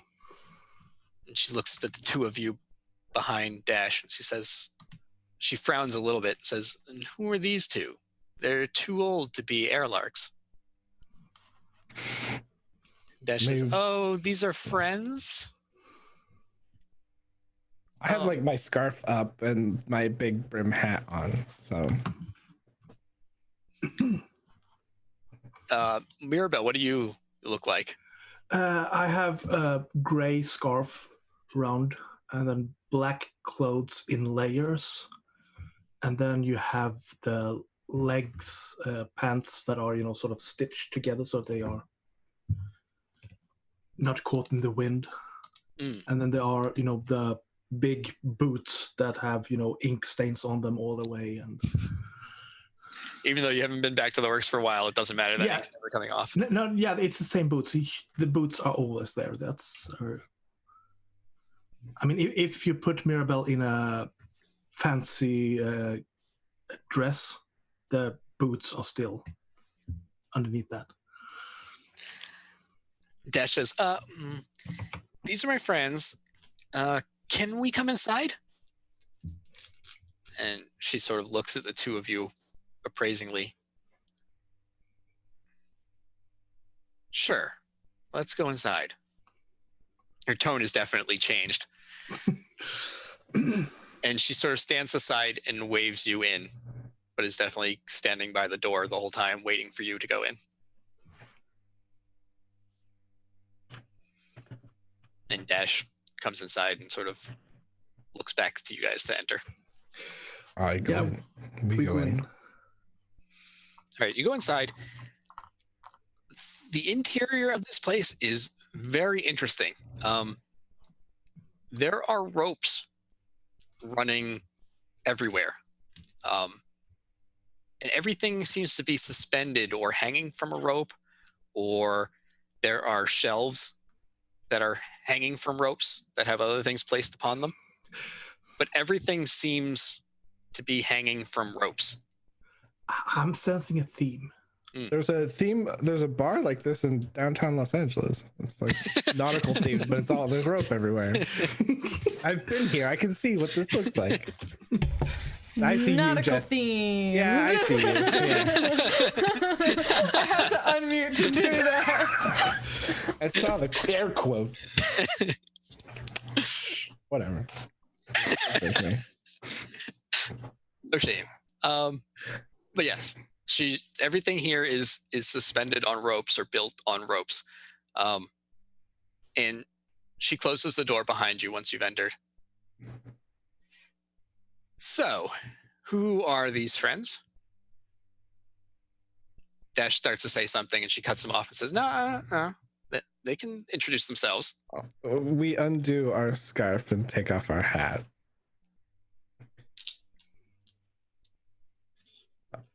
We apologize for putting you in this situation, but we are Torth of the Lost Chapters. And this is my companion. Yeah, hi. I'm Mirabel. I am, well, I used to be for the Astounding Echo. More of, freelance novelist now. Ish. More of wanted criminal now, from what I know. That is so harsh. It's legitimate. Fortunately for the two of you, I like wanted criminals. Well, I'm just fit to be tied then. That actually does make her laugh. All right. Maybe I will like you two. Dash, why did you bring these two to me? And Dash says, well, I mean, you know what, they're sort of in a bit of trouble, but they have some things they want to do and a really insane idea on how to do it, which I definitely didn't have any part of. No. You should actually... you don't have to be that modest. I mean, it was a brilliant plan of yours. Okay, yes, it was a really brilliant plan. I'm so excited. But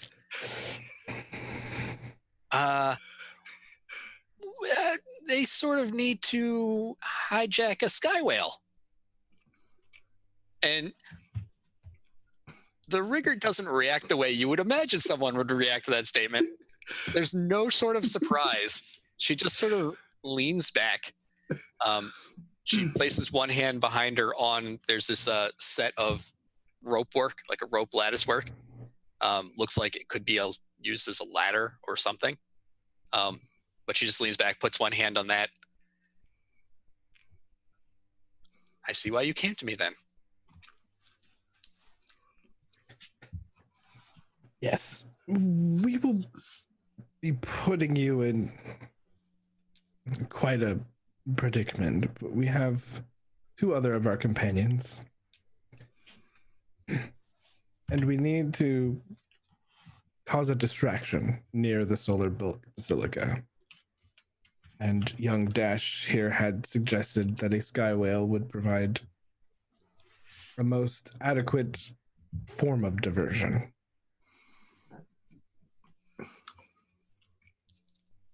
And he also said that you are probably the talent we would need to acquire such a lofty goal. Oh, see, I did it again. And if it helps, I can point out that I have never betrayed a source before. So, I mean, your involvement is safe from our direction anyway. You're looking to piss off people in the solar basilica? Yo, yes. Oh, I mean... definitely. Yes. It's just melted into a puddle. Hang on. I know all the sounds that are being made right there on the other end of that.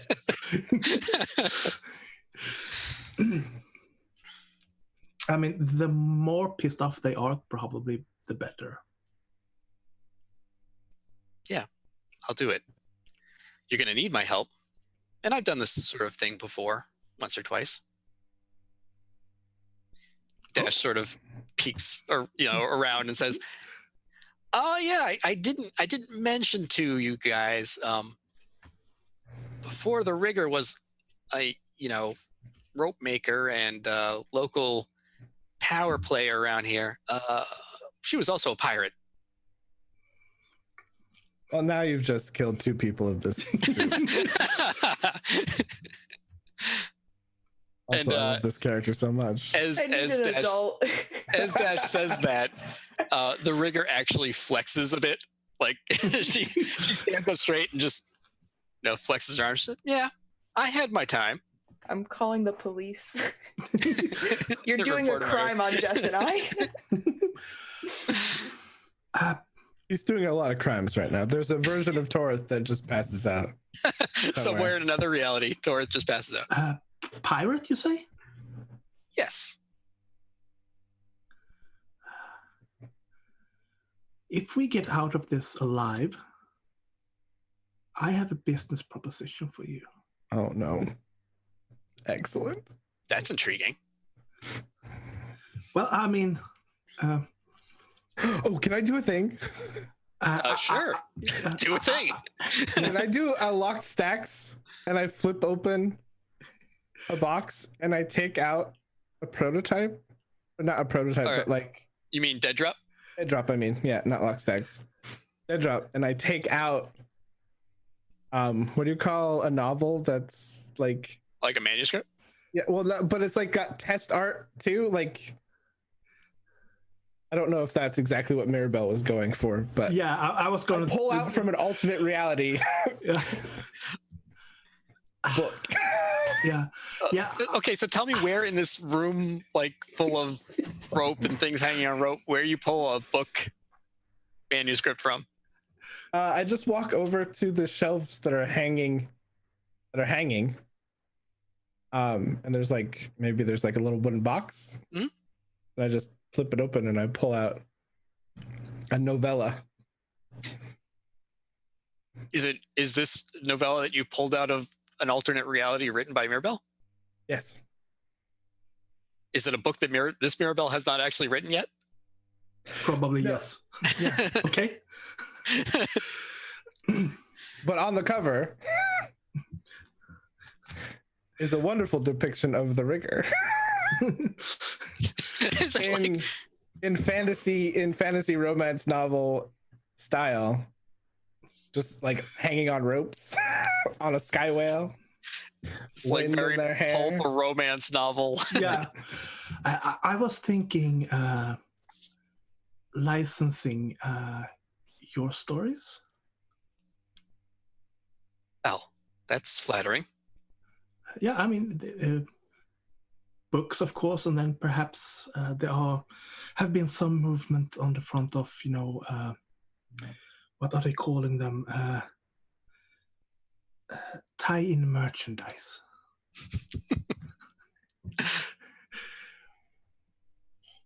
Branded clothings and stuff. I mean, you had me at angering the Solar Basilica and hijacking a sky whale. Yeah. But I like the sound of that.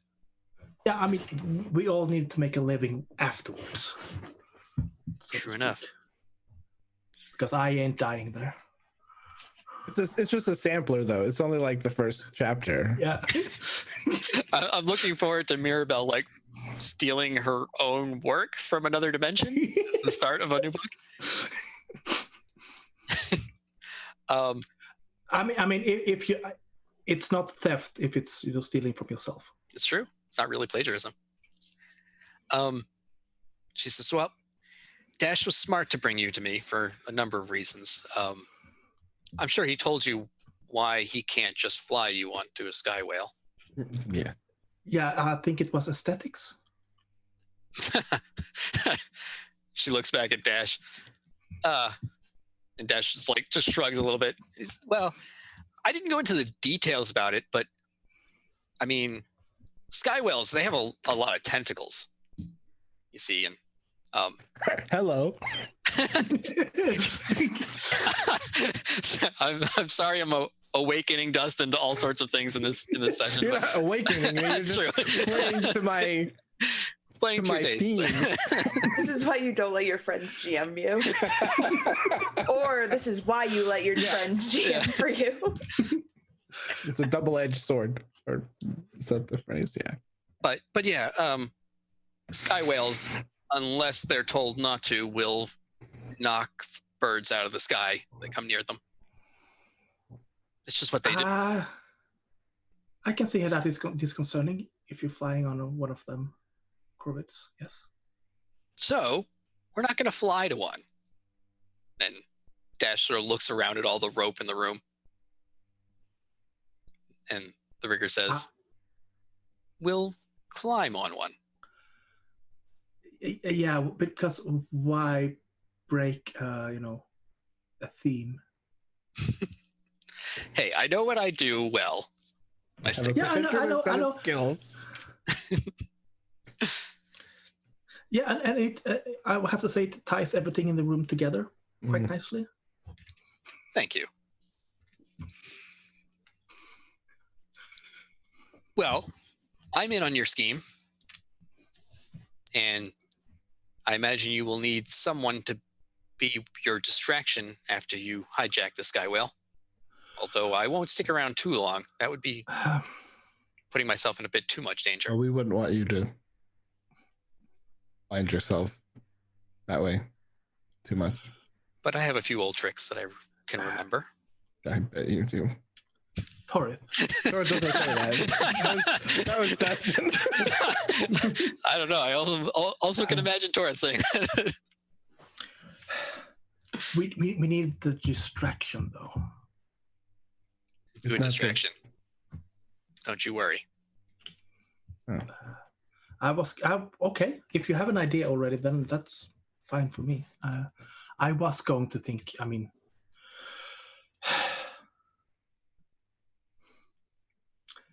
I feel a little bit guilty for saying this, but just a little, and a bit of me is, quite egging myself on. But we have a gallery to burn down, and people would be very upset about that. So, I like you more and more by the moment. have you been there? I have not, but anything that sounds like a gallery sounds like it would be fun to burn down.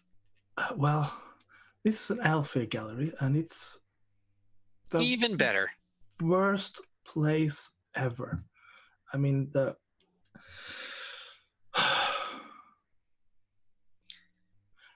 Well, the objectification in that place was just.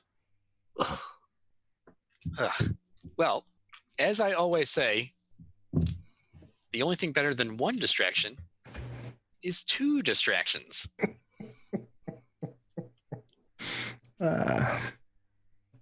If we do both of these things, I can guarantee you nobody will be watching you.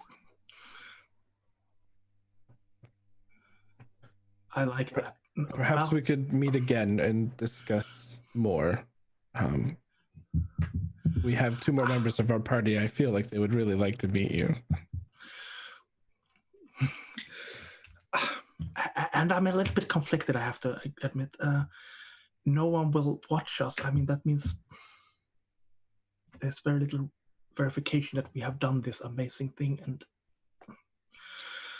Maribel, not everything has to be written down. But then how will people know? How people will know? You can publish it afterwards. Besides, Fine. I don't know what exactly you're doing in the Solar Basilica, but I'm sure people will hear about that afterwards. That is very true. Yeah, it's.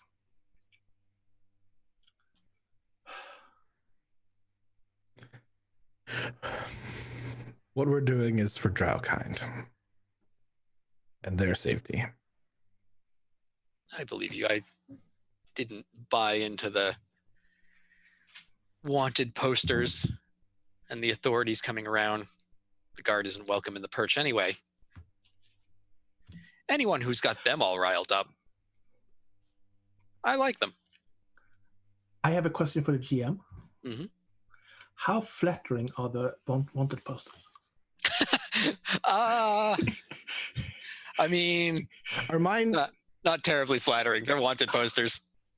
Mine are probably never the same either. It's always like. Excuse you, mine are probably exquisite. Yeah. Well, okay, It's because the same.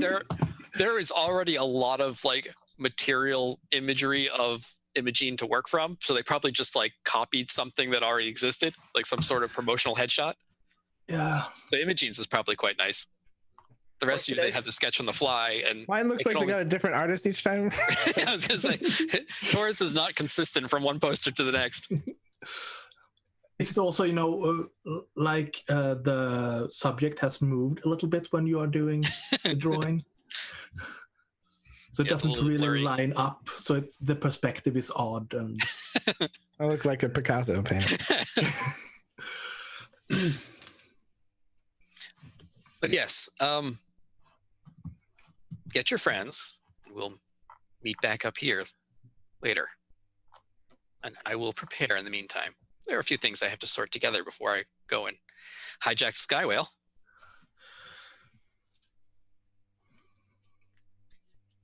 And Dash, don't let it be months before you come and visit me again now. Dash says, all right. Yeah. Okay, Rigger. Yeah. Well, let's go for now. okay. Be seeing you, Rigger. Nice meeting you. And blessed be your family. Thank you. And we'll switch back over to Cahosa and Imogene. You are still in the Blue Docks. Yep. You have both stalked out of the midwife's hovel. Yep. And now we have to figure out how to get something for nothing. Yes, so you're looking for shadow glass, and in particular, the easier way to find that is to look for the drow. The drow, the Alicom. Yep. Alicom. Who are very colorful characters.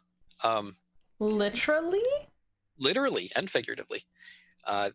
They are from the background that you both know. There are drow that are scattered mainly in 3 places. There's the drow of the home nations, which are the subterranean cities that are currently embroiled in hundreds of years of civil war. Most of the drow who live in Spire these days are refugees who have fled from the home nations, because they're constantly warring with each other, the noble families of the drow. There's Spire, which has historically been a home of the drow since they discovered it, and more recently has been under the control of the Alfair, but is still a main center of drow. And then there are the Aliquam, who are nomadic, desert-dwelling drow who travel in massive caravans of wagons. They live close to the knoll lands, and they travel through the desert and foothills, and they trade. That's primarily what they do. They bring goods back and forth between the knoll lands and the Spire, and places farther afield, even the human lands. And they just deal with everybody. In fact, they are routinely known as I guess friendliest is not the term, most hospitable of all drow. It's very important to their culture. But they also are very colorfully dressed. They dress in bright colors. They wear lots of jewelry, metal objects. They are a people who will wear their wealth on them, since they're always traveling anyway. They don't have banks or anything to store things, so they just visibly wear their wealth. So you don't think it'll be too hard to find them in the Blue Docks. Caravan is not a quiet affair wherever it stays. Yeah. While we're looking around, once we find what who we are looking for, I want to use glamour before we go and speak to anybody, please? All right, and remind me again, glamour is that the one where you have a target basically? Yeah, you pick an NPC, and you look using a cocktail of charm, practiced poise, and semi-legal black magic. You change your appearance to represent their ideal partner. So you're gonna pick your target first, I imagine. Yeah, like once we like see them, I'm gonna see which one looks like they're in charge and pick that person. Okay. Yeah, it doesn't take you very long to find the caravan. It's loud and colorful, and it looks like usually it's a traveling party. Now it's a stationary party, but it looks like the party never really stopped. You can see outside of the caravan has basically just pulled up to one side of the blue docks, the marketplace. It is also covered in shrouds. Like they basically set up staffs that hold up like awnings of multicolored material. Some of it draping and hanging down and blowing in the breeze.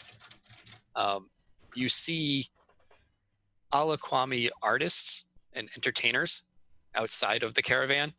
Some of them are juggling flaming sticks. Some of them are playing strange instruments. A lot of stringed and wind instruments. There's just a cacophony of music coming from the caravan. Oh, that's so nice. And you stand back for a few minutes and pretend to be enjoying the entertainment, but you're really scanning out, who's who in this caravan.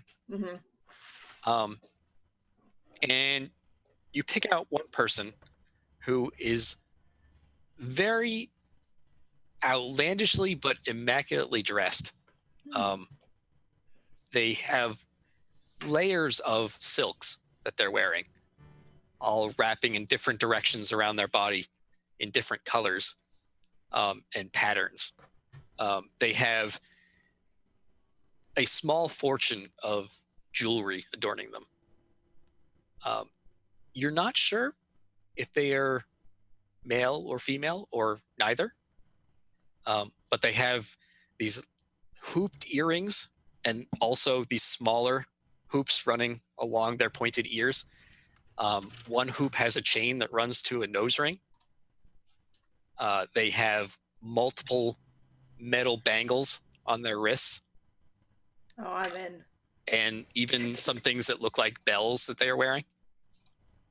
This is delightful. And Imogene probably looks like hell. I mean, you look like an upper class level of hell.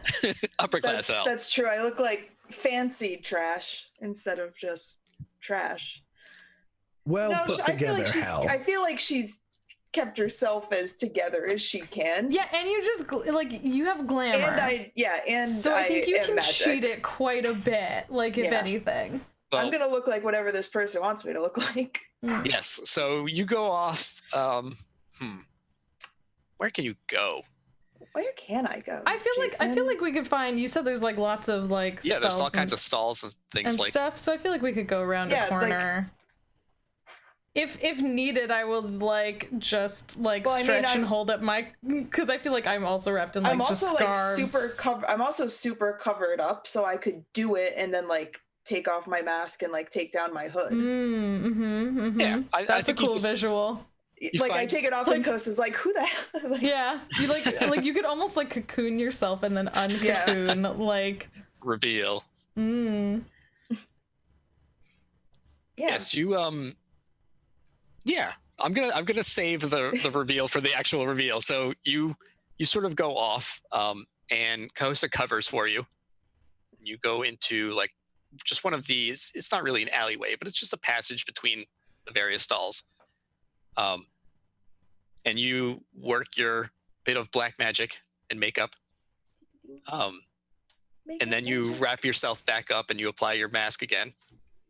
And you come back out so that you look the same to Kosa as you looked before. Yeah, and I'm gonna just look at Kosa and be like, I'm not entirely sure what I'm doing, but just here we go. Yes, well, I And I'm mean, gonna take my mask off. Okay. And You take the mask off, and Cahosa, the first thing you notice is tell me what I look like. I'm super curious right now. Kosa's totally staring. Like, so you have serious eye makeup going on, and actually you're not even like, well, you know where you got it from, but Cahosa is surprised that you have like little small gemstones, or they're probably not real gemstones, but they're crystals of some sort, like trailing off of your eyes, woven into the makeup. But yes, like colorful eye makeup. And you're usually very pale, and you've made yourself look a little duskier. Basically, you've changed your complexion somewhat so that you're a bit darker. Yeah, I've got Imogen normally as that good shut-in liquid paper skin tone. You've also woven coins that you have, things, beads into your hair, so they are dangling. So much. It's a real look. It's very different than your normal. Yeah, quite. Yeah, like I'll try to like shore up my clothing a little bit and be like, all right, well, they seem to, well, they look like they might be in charge. yes, I mean, it's worth a shot, and I mean, you look the part, so. Oh, I did what I can with what I have available to me. Oh, this? Oh, it just. This whole. I don't possibly know what you're talking about. And I'm gonna walk over towards that person who I now look like their ideal person, their ideal partner. All right. So you approach directly at them. You pass by confidence. You pass by a number of members of the caravan who seem to want to like get your attention, to hawk wares at you, or to get you to watch their show. Joke's on them. I don't have any money. You just sort of pass by them, beeline straight for this one person. You are maybe 10 feet away, and they look up and catch eyes with you. And they pause for a moment. And I'm going to smile. They stop, and they take a few steps towards you. I'm just going to let them come to me. I'm in charge now. They approach, and they say, "My, I haven't seen anyone quite like you around here." Oh, well, that's because there isn't anyone quite like me around here. Well said. I am Salaz Alaquim. Oh, well, it's wonderful to meet you. My name is Imogen. I am utterly enchanted. Welcome to my caravan. Oh, it's wonderful. We have brought all of the 1,000 delights of the desert here to the Spire. Oh, what might be your pleasure? Oh, I'm looking for shadow glass. Ah, not what I expected. But I can understand why you would be very interested in protecting your beauty from the sun.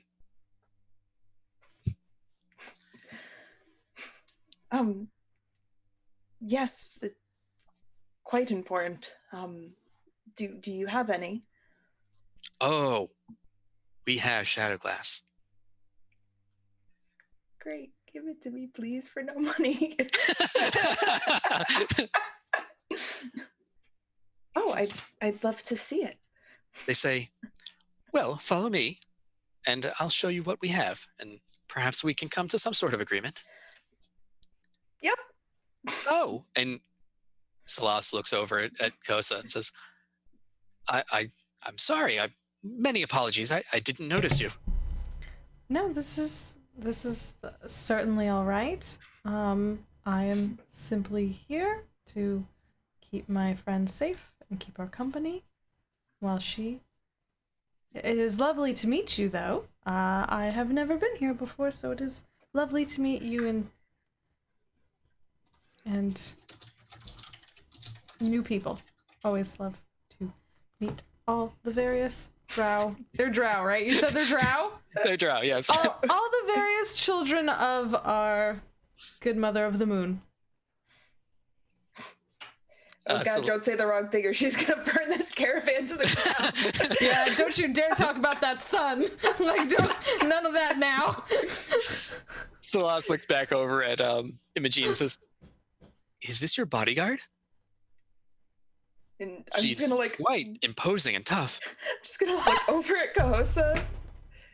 I mean, technically I kind of am, but it's... Yeah. I think, she's gonna look over at Kahosa and be like, yes, she is. I stand up bigger. I'm like, pretend I got some extra arms under this cloak. Extra eyes, no extra arms, but not yet. Give it time. Definitely, like, let my many eyes be, because I know that has been a good method of intimidation in the past. So I'll just leave that be. Celeste doesn't look so much intimidated as just impressed. Says, well, yes, it certainly does make sense for you to travel with protection around here. Well, you can never be too careful. It's true. There are some terrible merchants around here, or what they call themselves as merchants, more like thugs and criminals. Yeah, which clearly is what led me here to what is clearly a far more superior place of commerce. Well, if you came looking for shadow glass, you will find no better shadow glass in all of the Blue Docks than ours. I have no doubt. Follow me. And he sort of marches on into the caravan. Basically, the caravan is a series of covered wagons that are hitched to each other. At the moment, most of them are unhitched and have been set up into stalls. Like, a lot of them fold open into basically being storefronts. But he takes you into a larger wagon that is not folded open into a storefront, but is more like a mobile tent, like a massive mobile tent. It's got a large peaked cloth roof or ceiling that is, lets the barest amount of light in. Like, you can still see, but the sun won't, affect you here. It's just filtered straight through the cloth and just provide enough light to see by. In the center of it, you basically notice once he leads you in, it's not a single wagon, it's a collection of wagons that form a square. They've rounded the wagons of a sort, and there's a tent in the middle that makes them up. In the very center, there is a fire pit that is currently going. And it is burning this very fragrant wood. You're not familiar with it. But the whole place smells very, like, flowery and almost heady. And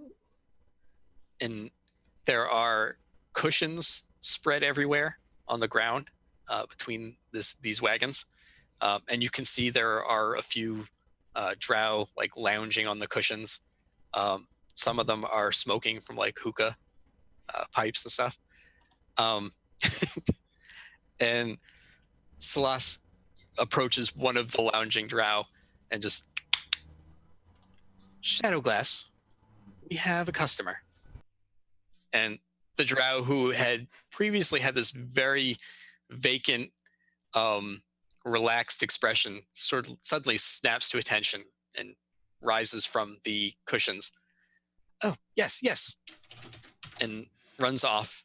And very soon afterwards, moments later, as if this had somehow been prepared in advance, returns with this,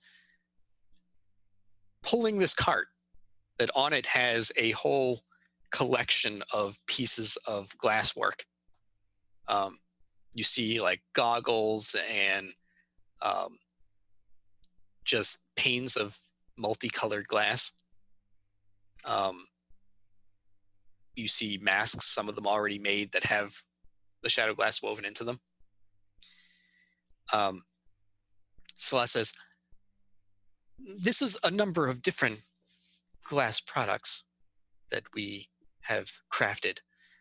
The shadow glass, as I'm sure you're quite aware, is this deep red glass. And he indicates to a collection of this dark red glass. Oh, these are lovely. May I? And I'm gonna like reach out to like touch them.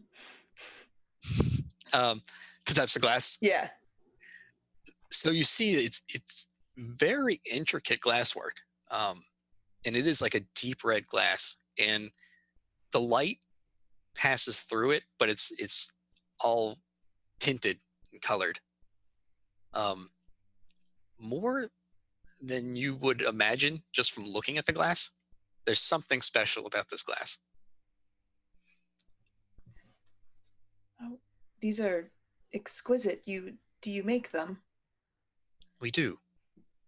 The desert provides the bounty of shadow glass, and we provide the craftsmanship. What is it that you need? A mask? Yes, that is what I am thinking. Do I need to get stuff for everyone? That's what I was Yes. wondering too. Do we need 4? You would assume you need 4. Oh crap! We can't just I've like got share like 50. I've got an advance that could probably get me 1 for free. Well, I'm interested to see how you're gonna deal here. Yeah, thanks. Trying to Imaging, I probably have stuff on me. Maybe. Who freaking knows? I don't even like. I mean, like, I've got silver. Like, it. Well, I don't know. Like, Co's usually it's pockets not, are just full of spiders. like, usually it's not an issue. Like, Imogene has money, but she has been unemployed for 3 months. Yeah, and also cut off from your apartment and stuff. For all my shit. I mean, I'm sure I've got like jewelry and stuff on. I can figure this out. This is gonna be great. I'm very confident. I'm not at all. You got this. I'm looking for several pieces. A mask, perhaps. A few pairs of goggles, if you have them. 4 in all is what I'm looking for 4 people. 4, we can do that. Any special requests? Jess.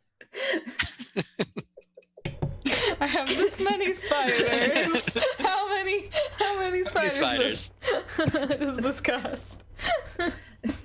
I've got some good blood that I picked up off some buff boys. If you just slap goes out, you can fit so many spiders in this bad boy. Spiders and blood. That's it. So many spiders. Perhaps I'm looking for a mask, maybe something a little, just gonna like look around, intricate. For you, I imagine. Oh, yes. It's like, we can do that. I know exactly the sort of thing that would complement your beauty. how dare they be so charming? But please, before we get to the details, have a seat. Can I get you something to drink? Yes, that would be lovely. I'm gonna sit down. All right, you kind of lounge into the massively soft cushions that are everywhere. I will return shortly. You feel free to peruse the goods or partake of the hookah that we have. Make yourself at home. I will be back shortly. And Salah sort of exits the caravan tent. You also notice the people who had been lounging in here before all slipped away.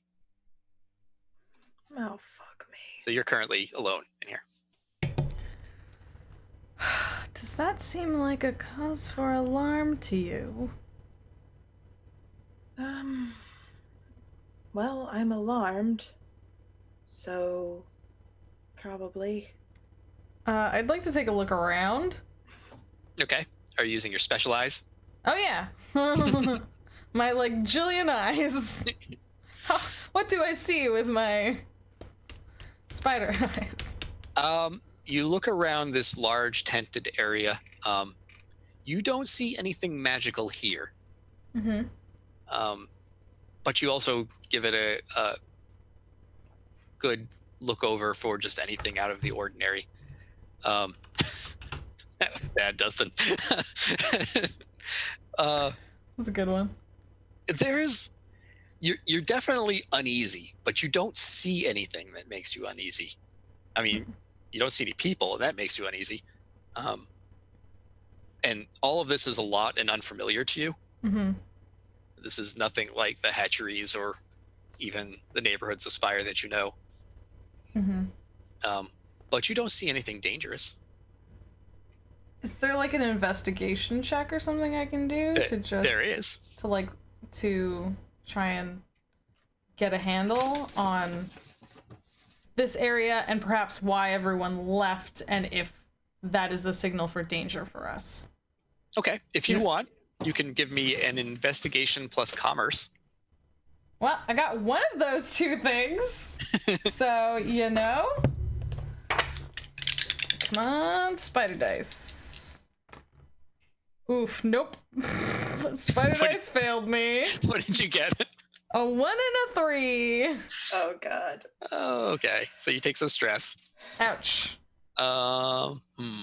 Yeah, I would offer to roll, but I don't have investigation or commerce. Yeah. And I just And don't... no to stress for Kahasa. Bad things happen then. What? I don't know what you're talking about. No fallout yet. Cos is just a wonderfully No more fallout yet.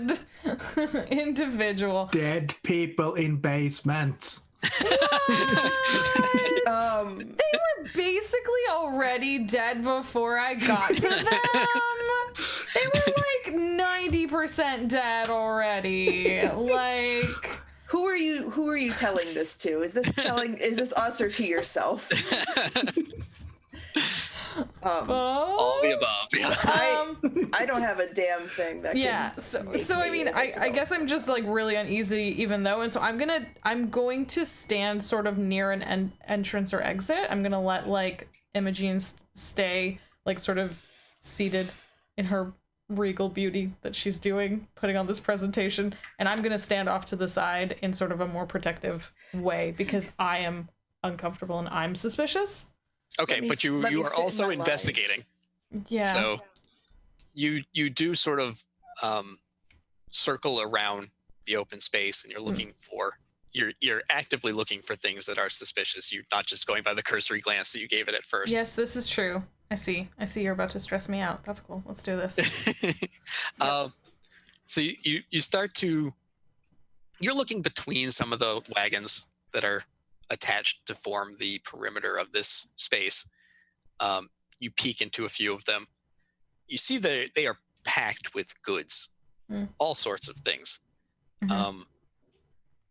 There's a lot of like metalwork items, things that have been usually small things, but you see weapons. You do note that the weapons are not out on display. They're nicely kept in this caravan. You see a number of dried mushrooms and plant life. Yummy. And you're sort of peeking through one of the wagons and just looking through the racks of things that are there. This one is full of all sorts of clothing, like various woven fabrics and tapestries and all that. You're moving aside some of the items. And as you're moving aside some of the clothing that's hanging on a rack, there's a person there. Ah! And that's what you do. You jump back and you hit a rack of items behind you. Ah, shoot. Pottery and other. No. You break it, you buy it. It falls Stop. and smashes. No. Oh no. So a number of items smash on the ground. And this small drow woman just sort of peeks out from the shadows where you were. You suspect that she was watching you. Oh, So you do pick up on that. I'm just like, I am so sorry. You startled me. I apologize. Can I help fix any of this? Is that possible? Oh, I don't think that's possible, but don't worry yourself. You're quite all right.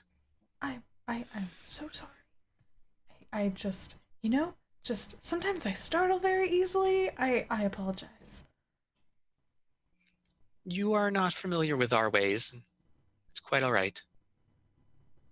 Thank you for being so reasonable. If there is some other way I can help, please do tell me. I do care to help any of the children of our mother. And she sort of looks up at you, and then you see her eyes sort of go dart to the side a little bit, and you sort of follow her gaze, and Salas re-enters the tent. And he has 2 drinks, or they have 2 drinks with them. Oh my God. And they sort of walk a few steps in, stop, see all the broken pottery. Oh, there was a bit of an accident, I see. Yes, I was doing a little walk around, and I didn't expect to see a set of eyes, and I just got a little frightened. You'd think I have enough of them, I wouldn't be frightened, but apparently. Oh, well, accidents do happen. But here, I have your drinks. Oh. For me too? Oh, yes. Oh, thank you. Hands each of you a drink, and then Salas reaches into their sleeve and pulls out like a small vial. Would either of you care for any Malak? No, Which- sad enough.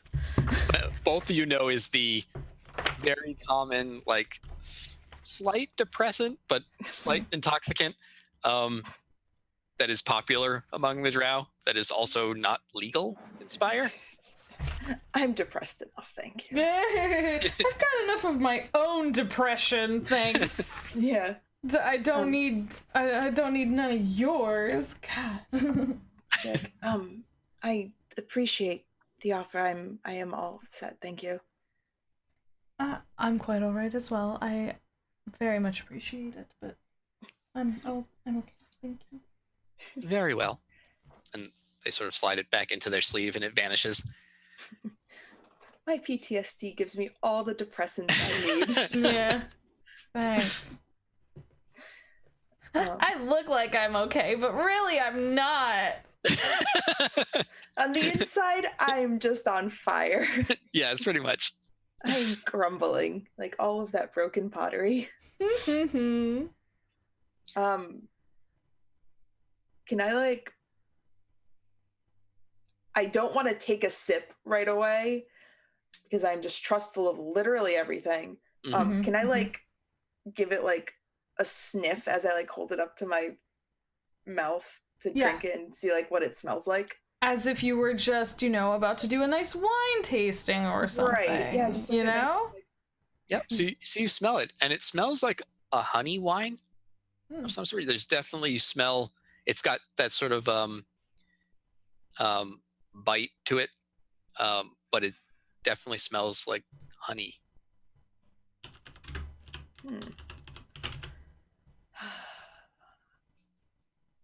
Just gonna, I'll take a little sip and then just like pull the glass back down and just like smile at them and be like, oh, thank you very much. And You I don't are like the smile quite you welcome. just did. I'm very concerned. I take a sip, and Jason's just like, yeah, that's right, you do. No, I'm not poisoning you again. Yeah, I'm like, yes, not again. That's always such a good line. But let's talk about how we can help you. You want an intricate mask, and then you mentioned the 4 items. Well, three sets of 3 other items. goggles, yes, in addition to the mask. Okay, this is simple enough for us to do. Oh, good to hear.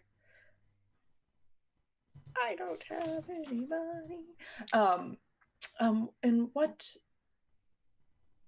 what price do these items usually? What do you usually ask for them? Oh, well, Or are you amenable to trade? I'm always amenable to trade. What do you have to offer? Let me see. I've got so much silver. All right. I think So just GM talk to you, so that you have a lot of silver resistance, which is many things. I mean, that represents not just wealth, but it also represents connections and access that you have that you may not be using right now because you're on the run. But should you pull this off, you could imagine you would have plenty of access again. Right. And I'm kind of thinking like a halvesies thing. It's like, because I'm sure that like I've got stuff scrolled, like jewelry and stuff like on me that I was wearing when we went on the lam. But, all right. So I think I'm gonna like kind of like reach up into like my sleeve and like pull off a couple of bracelets and set them down and be like, I don't have much on me at the moment, but I can offer these. And additionally, I do have some connections up Spire if there's anything that you require or could benefit you in the future. And he starts sort of idly appraising the bracelets. They're nice. I'm rich. I was rich.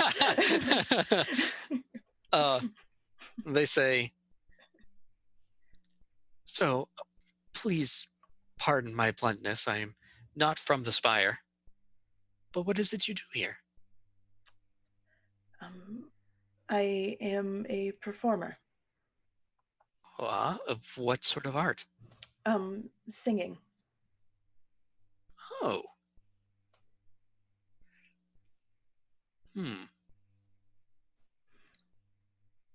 Would you sing me something? Of course. Any requests? I'm terribly sorry. I'm not very familiar with the songs of this region, but surprise me if you would. Very well. And let me see, what kind of song would I sing? I think it's something that's kind of vaguely melancholy, just something slow and a little sad.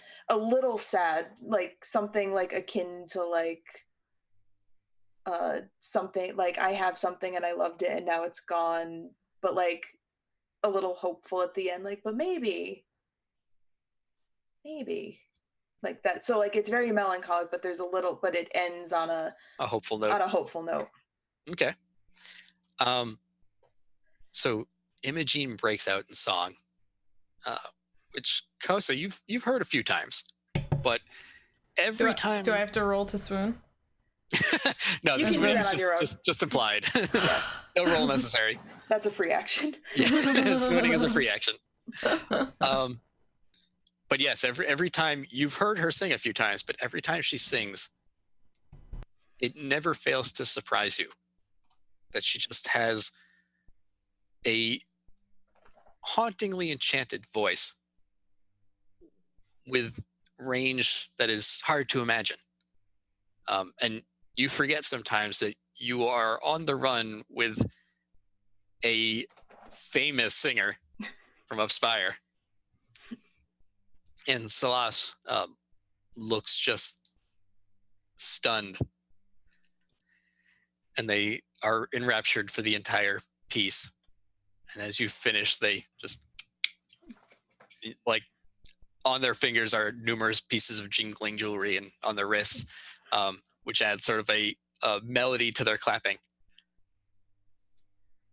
That was beautiful. Oh, thank you. So, I have a proposal. All right. They hand back your bracelets. And they say, if you would come back here sometime in the future and perform with some of the musicians of my troupe, I'm quite certain it would be good for business, and frankly, I would absolutely love to hear it. And then maybe you can take me up Spire. I have never seen the delights of up Spire, and I would quite like to. Well, I would smack my hand. Because it was a mic drop or something. No, that was my ring getting caught underneath my desk as I went to pick my hand up. I think that seems more than amenable. Once I settle some business, I would love to have you at my table at the Mermaid. Ah, excellent. Then I think we can have an agreement. And I love you. Cahosa just sort of looks a little bit over at the woman who she had spotted in the wagon. Mm-hmm. And the woman has a very like disappointed face on her right now. And looks down at the broken pottery and looks back up with like sort of a disappointed look. But Salas is in their own little world and doesn't even see this judging gaze. Well, but yes, any time you can send word, I'd love to perform. Your musicians are quite gifted. And you have not seen them when they are coordinated behind a singer. It is truly art to behold. I look forward to it. Well, we will start at work on the items you requested. Give my people a day, and we'll have what you need. I will set them on it immediately. And I will be back then. I look forward to it. As do I. It has been an endless pleasure. And Celeste takes your hand and kisses it gently. And I explode into a cloud of dust, as the prophecy foretold. And Celeste turns to Cahosa and says, it has been many pleasures meeting you. Sorry about the pots. Thank you for your kindness and understanding. Always. Well, I will show you back to the market. But return tomorrow, and we will have the items ready for you. And Salas leads you out of the large tented area back to the back out front of the caravan where the performers are. I'm going to marry them. Well, who can say what will happen at the end of the game? I'm going to run away and join a caravan. There are worse options. I mean, that seems like a pretty good happy ending for Imogene. I know, right? I mean, Yes, but are any of us going to get a happy No, ending? this is Spire. We shall see. I'm thinking that is a good plan, even if things goes to shit. You run away and join the caravan. Mm-hmm. Yeah. I have a contingency plan now. That's perfect. Yeah. All right, I think the two of you wander back, and that is where we are going to stop for today. Two of you wandering back towards Ivory Row. Cool. Never knowing about our buff wife is spending time with the other two. We have beautiful, colorful future spouse. Yep. And plus, next time you do have to hijack a sky whale, so right. you will probably meet Buff Wife then. Perfect. Awesome. Somebody can have 2 wives. You can have more than 2. You can have so more many- than there's room in your heart for more than 2 This wives. You can heart have more than 2 fits wives. So many wives. You can fit so many wives in this thing. Hey, that is perfectly canon. It's right in the Spire book, actually. So Oh, I didn't know that. That's awesome. Yep. Perfect. All right. So let's go around and everyone say a favorite moment and where people can find you, anything you want to plug. And Jason, you're first. Okay. Do it. Oh boy, that was my favorite moment. I had a That was a lot of fun with surprise. NPCs this time. This is a good episode. This is so good. I think I really think, and this is my GM cruelty going on, but I really think torturing Jess and Megan with Buff Wife, who they didn't get to meet this session, was really my favorite part. The Don't reaction. attack us like this. Yeah. I'm sorry that the audience couldn't see the chat that them freaking out in the background, but There was a lot going on in the private Zoom chat. Don't worry. yeah, Zoom chat. You'll get yours. Just wait. yeah, that's true. I have that to look forward to. Where can folks find you? Yes, I am at Chase Levine on Twitter, and I'm usually running every other Saturday, Spire at this time. The next session, though, 2 weeks from today, there will not be Spire because I will be at PAX Unplugged. I will be at PAX Unplugged. Yes, I was going to say, some of the group will be at PAX Jess will Unplugged. be at PAX Unplugged. If you're gonna be at PAX Unplugged, come see us at PAX Unplugged. And I'll be here. Yeah. I'm sorry. I'm sorry, bud. Sorry. But yeah, that's where you can find me. Awesome. Dustin. Hi everyone.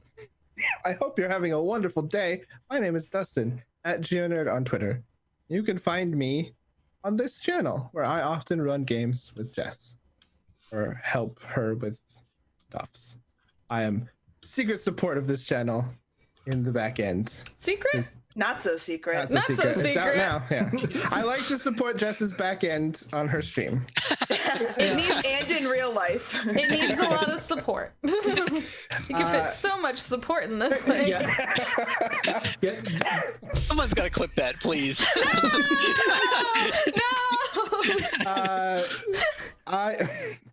It's hard to have a favorite moment. The rigor was one of my favorites, and then also just watching Jason have to deal with Cahosa as she interrogated Madame Feyronian unendingly.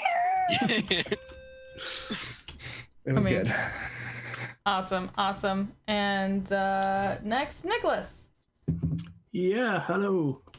I'm Niklas. You can find me at Nyvinter on Twitter and sometimes on Twitch, but very seldom. I'm more around here. And my favorite moment were Cahosa and the madam interrogation of each other.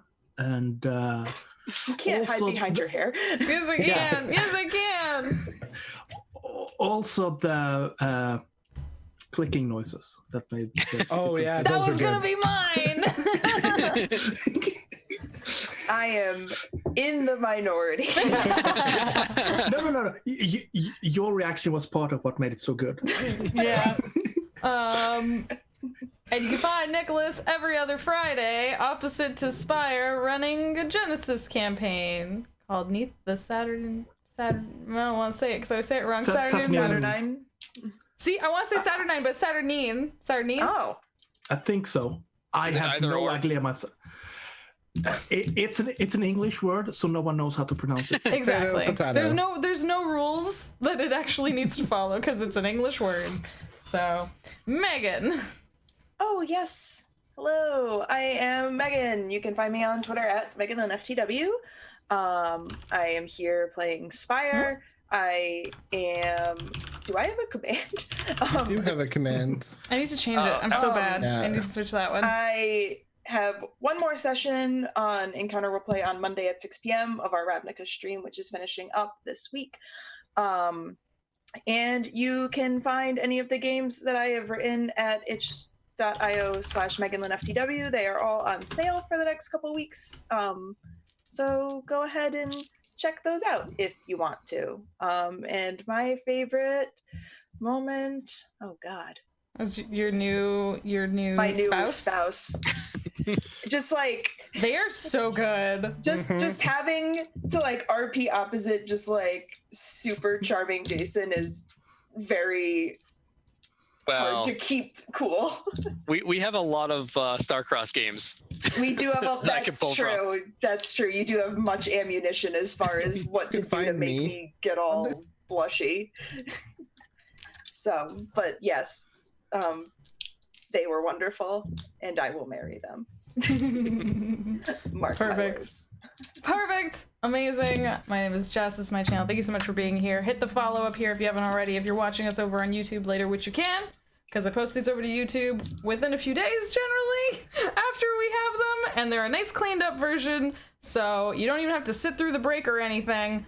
So go check us out. Go check out the YouTube if you need to catch up on any of these episodes, because they are all very good, because Spire is very aesthetically pleasing. And like Nicholas said, I think my favorite thing was literally just, Jason, that you whipped out the clicks and you had them ready and they were so good. And I was so happy. And Megan, I'm sorry that you weren't. When I was thinking about that NPC, I was like, I know I'm going to get two very different reactions from Jess and Megan. And I was hoping for it, and it was perfect. You know us well enough to know that that is true. Yeah. But you have caught us playing Spire, an amazing game by Grant Howitt and Chris Taylor. Check that out.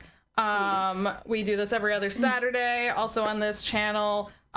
Usually tonight, Dustin and I would be playing Destiny, but instead tonight we have the premiere, the first ever showing of a good friend, Q, or Quintessential Games' newest game, Dream of Flame, which is a hack of Dream Askew. Dream Apart? Dream Askew. Askew. Both. You're right. Sorry, there's two. There's two of them. Yeah. It's Dream Askew. I think Dream Apart is the other one. Yeah. It's belonging outside of belonging. Belonging out, exactly. It's the belonging outside of belonging system. It is a hack of that, and I'm very excited. It is also very aesthetic. So if you liked aesthetic, you're gonna want to come and check out this game. And it was tonight at 8:30 p.m. EST. So come hang out with the launch of that. You can support things over on the Patreon. You can check my itch page. Go check Mega's itch page. Go check all these cool people, and I will put all their links below or to the side or wherever you can find them. Have a really great day. Come back here later. In the meantime, we are gonna go raid Scraticus Academy, who are awesome. They play lots of awesome TTRPGs, and they're doing a 12-hour stream today full of awesome games. So let's go over there, say hi, hello, bring your butts into chat with you, your hearts, your mayos, whatever it is you want to bring, because we got all that good stuff. And thanks so much for being here. Have a good day, y'all. Bye. Bye, everyone.